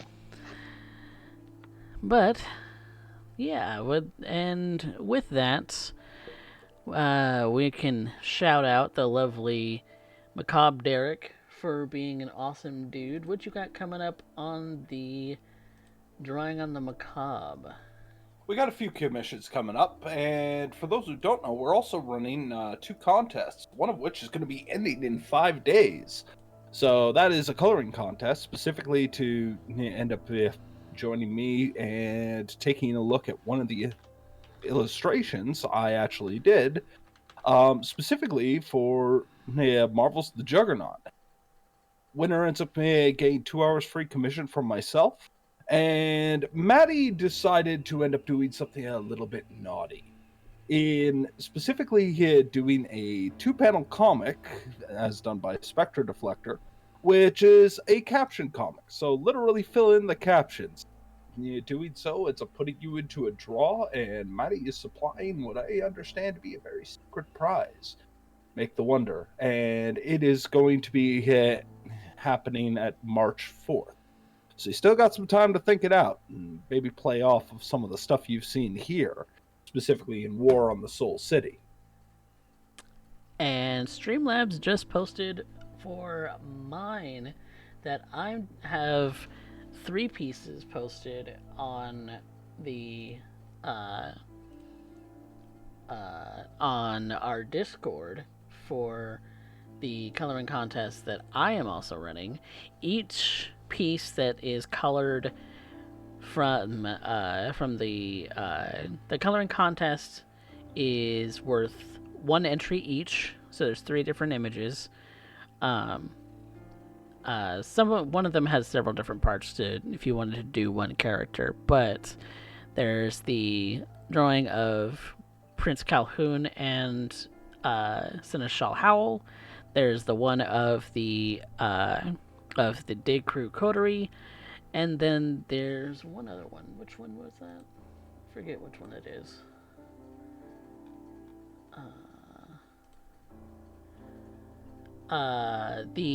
The host from the San Antonio by Night first season. So those 3 images are coloring contests. They count as 1 entry each.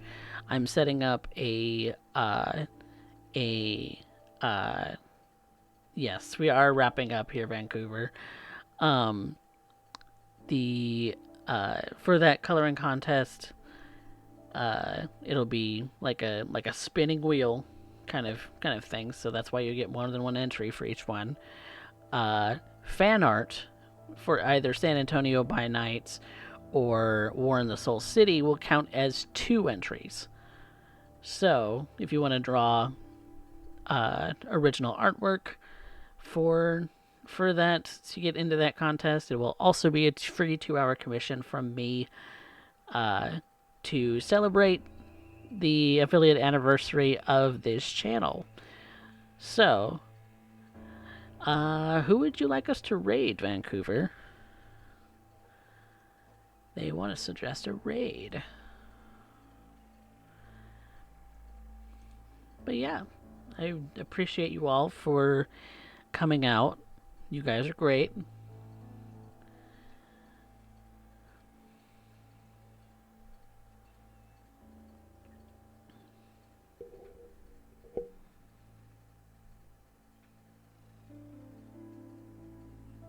Ethan and Dragons. I am not familiar with this person.